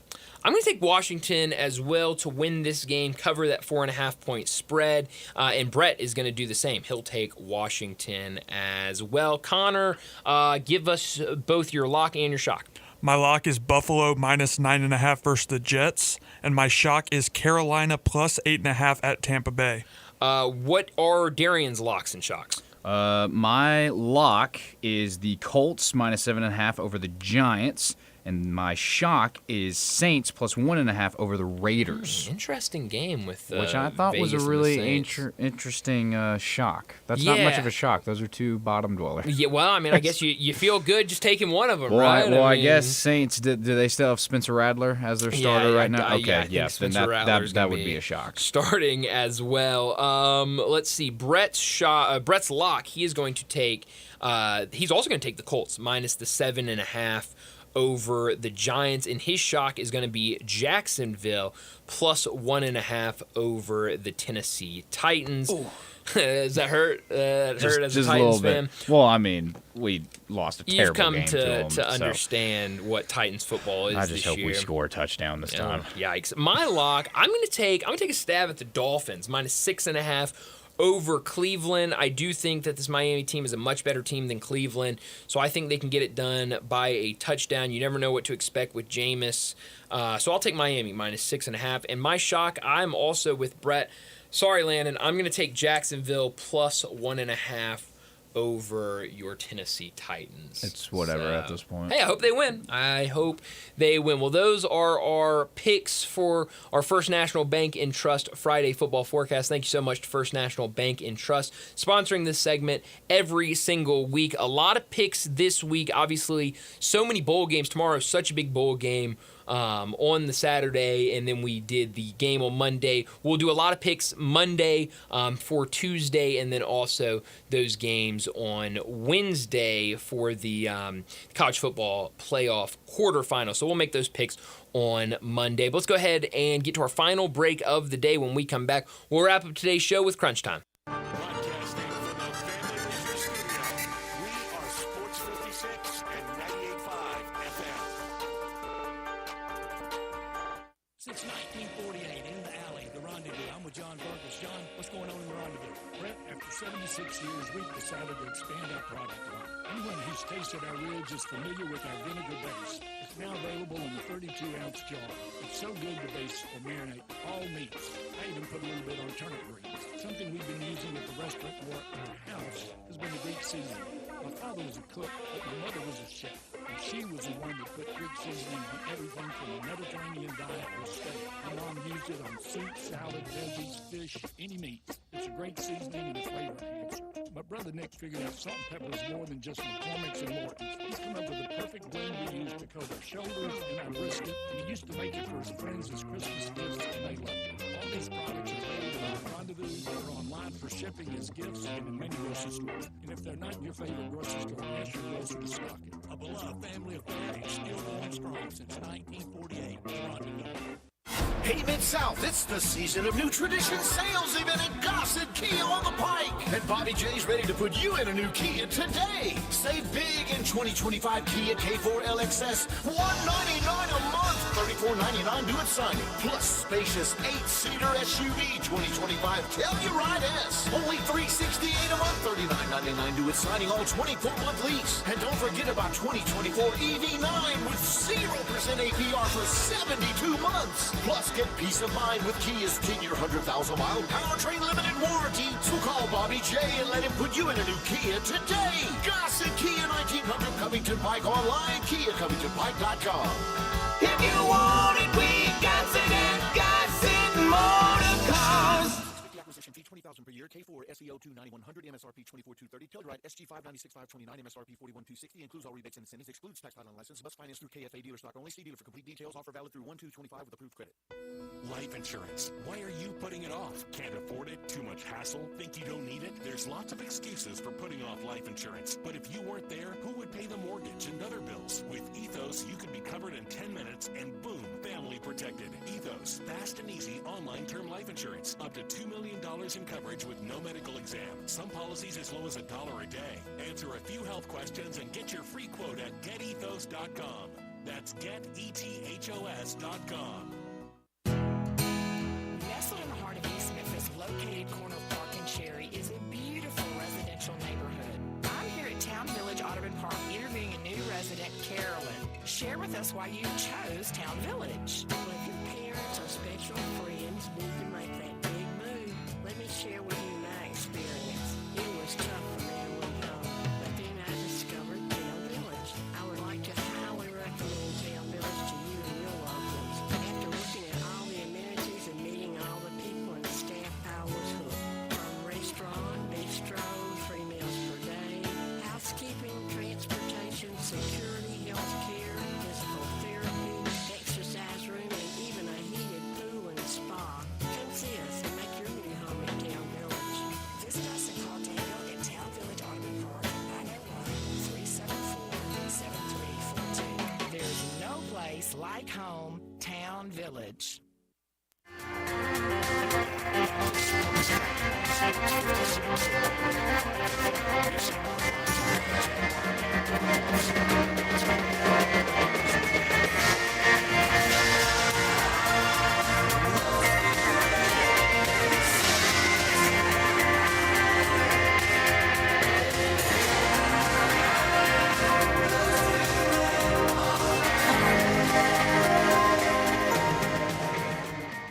We're just getting started, so.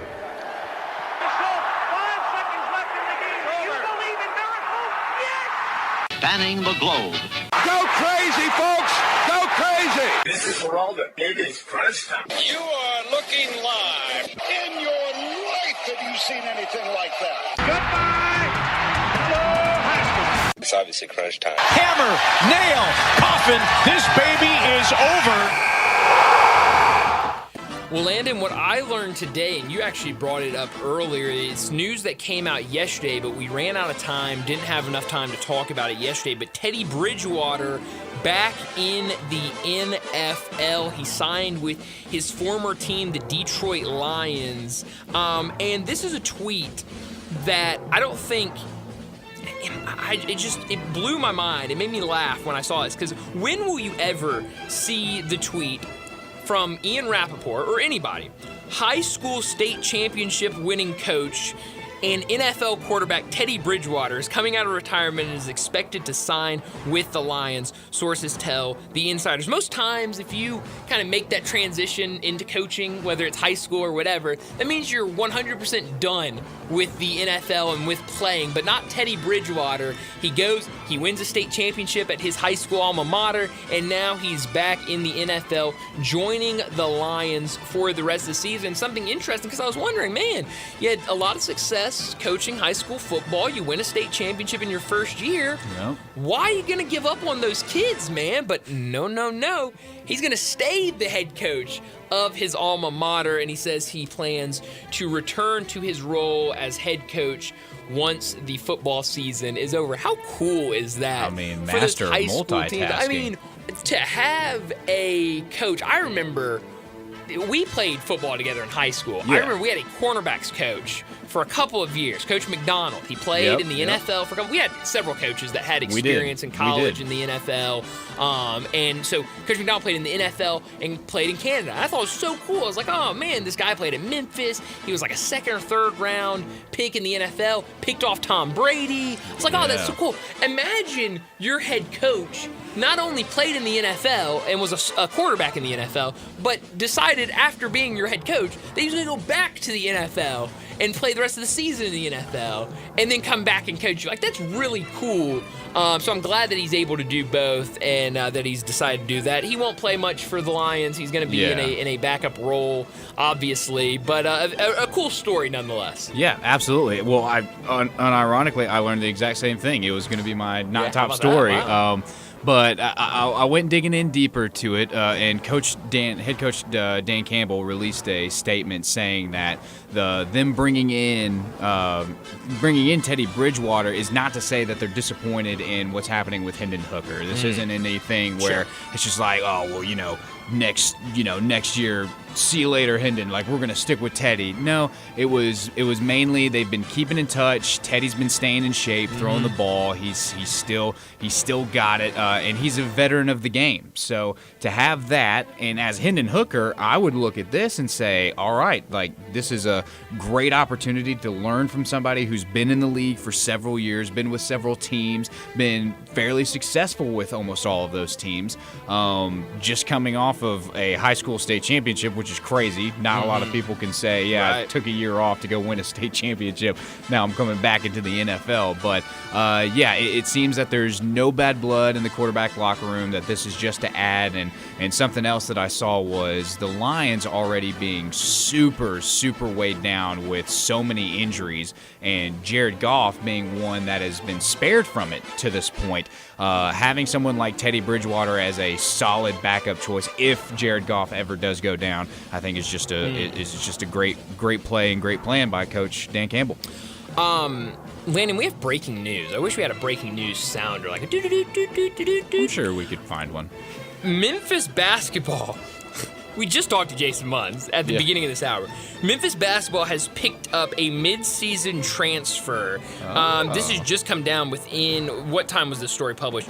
At 5:48. So literally in the last 15 minutes, this has been announced. Point guard Dante Harris has committed to the University of Memphis and will be eligible immediately. Dante Harris played for Virginia last season, appeared in 24 games, only started in one game, averaged 2.5 points per game, 1.4 assists per game. But the year before, I guess 2 years before that, at Georgetown, he averaged 11.9 points per game, 4.1 assists per game, 3.6 rebounds per game. So his best season coming in the 21-22 season, when he had a really good year starting in all 29 games he appeared in for Georgetown. But in this story, I've not read the whole thing from Jason Munns, but his source told him that Harris, who played last season at Virginia, has spent much of this week practicing with the Tigers and is eligible immediately. There's been no official announcement that I have seen,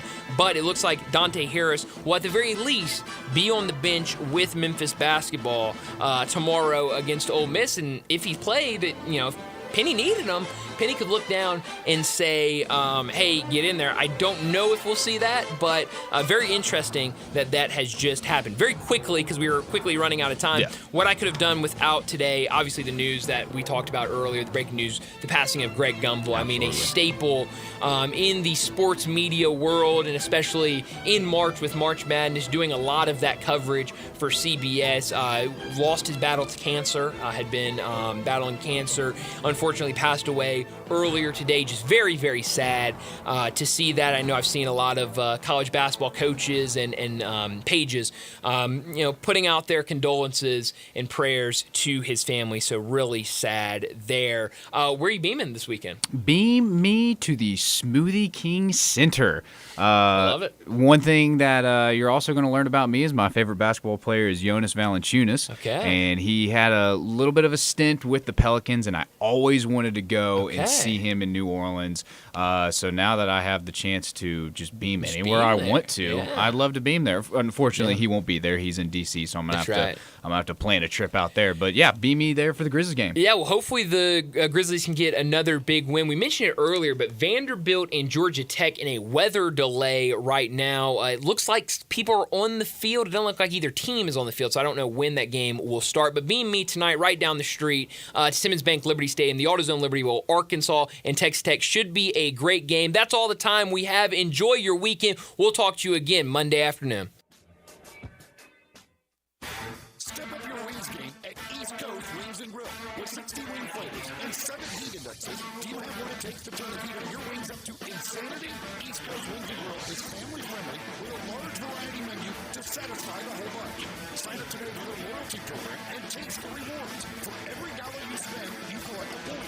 Earn 100 points and receive a $5 reward. Next to Lowe's on Highway 64 in Marlin, come try America's best wings at East Coast Wings and Grill.